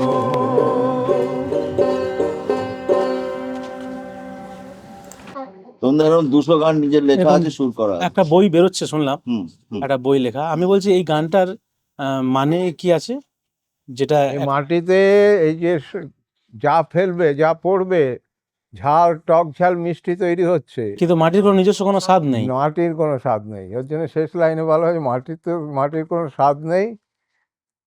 এইটা এই মাটিতে যখন কিছু সৃষ্টি হচ্ছে, সৃষ্টি সেটা হচ্ছে। টক ঝাল মিষ্টি বিভিন্ন স্বাদে। কিভাবে হচ্ছে হ্যাঁ। ম্যাজিক আর কি। মানুষ হিসেবে মানে তরুণদার সঙ্গে যখন প্রথম পরিচয় হলো, বা তরুণদার সঙ্গে বকুল বাগানই প্রথম দেখা হয়েছে কি? তখন আমি মানে আর কি টিনেজ আর কি, আমার 18-19 বছর বয়স, প্রথম দেখা হয়েছে। আমি প্রথম যেদিন তন্দার বাড়ি যাই, এরকম একটা ছাদ, তন্দার সাথে দেখা হয়েছে আমার। আমি বললাম, ও একজনের সঙ্গে গেছিলাম, তো বললাম যে আমি খুব রোগা চিপচিপে একটা বাচ্চা ছেলে সেই সময়। তো বললো, সে পরিচয় করে দিল, ও ভব তো ছবি আঁকে, ছবি আঁকবে। তন্দা বেরিয়ে এসে বললো, ছবি আঁকবে? তুমি শুধু বলো তুমি ছবি আঁকবে, সব দায়িত্ব আমার, রং তুলি আমি দেবো। তো সেইটা না, সেই একটা কথা আমি আমার জীবনে অনেক কিছু প্রথম শুনেছি, প্রথম দেখেছি, প্রথম শিখেছি। তার মধ্যে এই একটা কথা আমি প্রথম শুনেছি একজন মানুষের কাছ দিয়ে, যে আমি ছবি আঁকবো আর উনি রং দেবে। তো this is Chanderhat, this is east of Chanderhat. অঞ্জনদা হচ্ছে অঞ্জন দাস। আমি যখন প্রথম তরুণদার কাছে আসি, তখন এসে দেখেছি যে ওরা বেসিক্যালি আমাদের সিনিয়র দাদা, Senior যারা দাদা। এই চাঁদেরহাটের গোড়া আর কি, মানে তরুণদার একেবারে কাছের যারা ছিল সেই সময়, তাদের মধ্যে অঞ্জনদা একজন। তার মধ্যে নির্মলদাও কি পুরনো? না, নির্মল আর আমি বন্ধু বন্ধু। একসাথেই, ঠিক আছে, কিন্তু অঞ্জনদা একটু আমার আগের জেনারেশন, আচ্ছা, এবং একদম ধারাবাহিকভাবে শিল্প চর্চা করে যাচ্ছে রেগুলার বেসিসে। কিন্তু দুর্গাপুজো করে না, ওর একটা নিজস্ব চর্চা আছে, ওর মতো করে সেটা করে ন্যাচারালি। অঞ্জন দাস, তোমার সাথে যদি একটা কথা বলো। তার সঙ্গে পরিচয়, আসলে তরুণদার সাথে আমাদের পরিচয়টা ওরম নয়। তরুণদা আসলে লোক খুঁজে খুঁজে বার করতো। আমরা আসলে খুবই আমরা ধরো নিম্ন মধ্যবিত্তই বলতে পারো, আমরা সব যে সমস্ত ছেলেপুলে আমরা আসি এই এতে। তা সেরামই সব ফ্যামিলির ছেলে। একটা সময় আমরা শিল্পচর্চা মানে ছোটবেলা থেকেই করতাম, পছন্দ হতো। আর তরুণদা সেইটাকে শুধু উৎসাহ দিয়েছে উৎসাহ দিয়ে এই জায়গায় সেটাকে তুলে এনেছে আর কি। মানে না হলে হয়তো আমরা অন্য কিছু করতাম। হ্যাঁ, কিন্তু একটা সময় আমাদেরও মনে হয়েছে যে এই শিল্প চর্চা ছাড়া আর কিছু আমাদের করার নেই, এটাই আমাদের করণীয়। আর তার সাথে সাথে আমরা যেটা ভেবেছিলাম যে আমরা একসাথে থাকবো। তরুণদা একটা শব্দ বলতো আমাদের, মানে একদম শুরুতেই আমি বলি, যে সমস্যা না হলে বন্ধু হওয়া যায় না। এটা অদ্ভুত একটা, আমার একদম তখন অনেক মানে কম বয়স, সমস্যাটা আবার কি? সমস্যা তো আমার নানান হয়, মা বাবার কাছে, মা ছিল না, বাবাকে বলতাম, একে তাকে এটা বলতাম, কিন্তু এরকম একটা বন্ধু পাওয়া যায় যাকে সমস্যা বলা যায়। তো এটা তরুণদার থেকে একটা পাওয়া, যে সমস্যা যাদের এক তারাই নাকি বন্ধু হয়। সমস্যা মনে হয় আমার ছিল, তরুণদাকে বন্ধুর মতো পেয়ে গেছি আর কি। সেটা একটা সেন্ট্রাল স্কুলে একটা ক্যান্টিন, ও সেই সেন্ট্রাল সেই স্কুলেই তরুণদা ছিলেন ড্রয়িং টিচার। ও বুঝতে সব পেরেছি। থেকে বড় কথা, আমি তখনও জানি না যে একটা স্কুলের ড্রয়িং টিচার বলে আলাদা টিচার হয়, ঠিক ঠিক। একটা কৃষি শিক্ষা দেওয়ার জন্য একটা টিচার হয়, একটা মিউজিকের জন্য আলাদা টিচার হয়, এরম আমি জানতামই না। ওই স্কুলে যখন আমি ওই দাদারকে হেল্প করতে ঢুকেছি তখন আমি এগুলো জানতে পারি। এবং ওই বললাম সমস্যা তো সেদিনে হয়তো পরে শুনেছি তো ওনার মুখে, কিন্তু সমস্যাটা তো আমার একটা ছিলই, যে আমি কিভাবে নিজেকে দাঁড় করাবো। সেই খোঁজার জায়গা থেকে হয়তো কোনো না কোনোভাবে আমি মনে হয়েছিল এরকম একটা মানুষকে পাওয়ার পরে, যে হ্যাঁ, এটাকেই ভরসা করা যায়, এটাকে বিশ্বাস করা যায়। তরুণদাকে নিয়ে বললে আমার মনে হয় যে, আমার কেন, আমাদের সবারই মনে হয় যে বোধহয় বললে বোধহয় তরুণদাকে কম বলা হবে। মানে তরুণদা এমন একটা মানুষ, তাকে এক্সপিরিয়েন্স করতে হয়। মানে তার সাথে 10 মিনিট সময় কাটালেই মানুষ বুঝতে পারে যে মানুষটা কি। এবং আমরা দেখেছি এই এই আমরা তখন অনেক ছোট, এবং তারও আগে থেকে এই অঞ্চলগুলো একদম প্রান্তিক মানুষজনরা থাকতো। তাদের সাথে ক্লাব সংগঠনদের সাথে একসাথে কাজ করছে, গানের দল বানাচ্ছে, নাটকের দল বানাচ্ছে, বাদল সরকারকে নিয়ে সেখানে একটা গ্রুপ করছেন, ওয়ার্কশপ করছেন, ছবি আঁকার ছেলেদের খুঁজে খুঁজে মানে তাদেরকে নিয়ে এরকম এত বড় স্কেলে কাজ করছেন। সেইটা একটা পরশ পাথরও বোধহয় ছোট শব্দ তরুণদাকে মাপার জন্য। হ্যাঁ, তরুণদা তো মানে আমি যখন আর্ট কলেজেও ভর্তি হইনি তখন তরুভিলায় তখন প্রথম ক্লাস হতো, মানে তরুভিলা হচ্ছে প্রদীপদের বাড়ি। বাড়িতে হ্যাঁ, তখন প্রথম আসি। হ্যাঁ, তখন তরুণদাকে দেখে তো মানে অভিভূত হয়ে যাবো, এইরকম একটা মানুষ হয়। মানে তরুণদার কথা মানে গিলে খাওয়ার মতন খেতাম তখন। তো তখন থেকেই আলাপ, তখন এবার সবার সাথেই আলাপ, অঞ্জনদা, মৃদুলদা তখন ছিল, তো এরকম ভবর সাথে আলাপ, তো এইরকম তখন থেকেই থেকে গেছি। তরুণদার একটা গান, তরুণদা তো অসাধারণ 200খানা গান আছে তরুণদার। তো তরুণদা অনেক আগে বলতেন, এখনও বলেন, যে একটা গানে একটা ছোট লাইন ছিল যে আমি যাব না বাজারে, যা পারি তাই বানিয়ে নেব সবাই সবারে। এইটা আমাকে প্রচণ্ড রকম ভাবিয়েছে যে মানুষ বেঁচে থাকার জন্য কি প্রয়োজন আছে। ঠিক। খুব, এবং মানুষের একদম বেসিক হচ্ছে খাদ্য, আর তার একটা পোশাক পরিচ্ছদ, এবং তারপরে যে চাহিদাগুলো সেটা তো ভাবি বাড়তি, ঠিক। সেগুলো তার বেঁচে থাকার জন্য তো প্রয়োজন নয়। একদমই। তো এই যে বাজার তৈরি হয়েছে, বাজার আমাদের নিয়ন্ত্রণ করছে, আমার খাবার প্লেটে কি আসবে বাজার ঠিক করে দিচ্ছে, যে আজকে তুমি লাঞ্চে কি খাবে, হ্যাঁ সেটা কেন হবে। আমার কাছে তরুণদা একটা ইউনিভার্সের মতন আর কি, যে যাকে খোঁজ করাটাই এখনো আমার কাছে একটা রহস্য, যার শেষ নেই আর কি। একটা একাডেমিক স্তরে তরুণদার কাছে আমি প্র্যাকটিস করেছি, শিখেছি। আর একটা হচ্ছে যে এই যে একটা লম্বা জার্নি, এর মধ্যে দিয়ে তরুণদাকে যদি আমাকে কিছু শিখতে হয়, সেটা হচ্ছে তরুণদার কাছে একটা জীবন দর্শন। এই যে জীবনের অনেক রকম স্তর আছে, এই স্তরগুলোকে কিভাবে একসাথে করে আর্ট প্র্যাকটিসে তার প্রভাবটা পড়ে, সেইটা আমি তরুণদার কাছ দিয়ে শিখেছি। যে কিভাবে একসাথে থাকতে হয়, কিভাবে একে অপরের সাথে কাঁধে কাঁধ মিলিয়ে চলতে হয়, এবং সেখানে কিভাবে নিজেকে সংযত রাখতে হয়, কতটা বলতে হয় কতটা বলতে হয় না, কতটা ডেডিকেটেড হতে হয় নিজের কাজের প্রতি, এই সমস্তটা কিছুই, নিজের লাইফস্টাইলের প্রতিও, এবং এই সমস্ত কিছু আমার তরুণদার কাছ দিয়ে পাওয়া, যে পাওয়াটা একটা পরবর্তী ক্ষেত্রে আমার বৃহত্তর আর্ট ক্ষেত্রে, যখন আমি আর্ট কলেজ থেকে বেরিয়ে অন্য লেভেলে যখন মানে ফ্রিল্যান্স আর্ট করছি বা এখনও করছি, বা আমরা ধরুন একসাথে এতগুলো মানুষ এক চাঁদে হাটের মধ্যে আছি, এই যে থাকার যে আনন্দটা এবং এর রসদটা, সেটাই একটা তরুণদের কাছ দিয়ে পাওয়া। আর তরুণদার কাছে দুটো ওয়ার্ড আমি সবসময়, প্রথম দিকে একটা ওয়ার্ড তরুণদা খুব বলতেন যে প্রবলেম অলওয়েজ ওয়েলকাম। মানে জীবনে প্রবলেম না এলে কখনো তুমি ফেসও করবে না, কখনো তুমি জানতেও পারবে না। এটা আমাকে খুব নাড়া দেয় আর কি, সবসময় এখনও নাড়া দেয়। তাই জন্য সবসময় প্রবলেমের মধ্যে প্রবলেম আসুক, তো সেটাকে ওভারকাম করতে হবে, তবেই শিখতে পারবো। আর একটা হচ্ছে যে রুটে থাকো নয় ফুটে যাও। মানে তুমি গাছের শিকড়ের মতন তুমি গভীরে ঢুকতে পারলে ঢোকো, আর নয়তো তুমি আগে থেকে বুঝে যাও, তুমি সরে যাও। তো এই দুটো কথা খুব করে, আমাকে ইন্সপায়ার করে। তো আমি সেই রুটে থাকার মতন করেই থাকার চেষ্টা করি সবসময়। অসংখ্য ধন্যবাদ আমরা এই এতক্ষণ ধরে আপনাকে পাওয়ার জন্য। আর আমরা অনেক গল্প শুনেছিলাম, অনেক কথাবার্তা শুনেছিলাম বাইরে থেকে।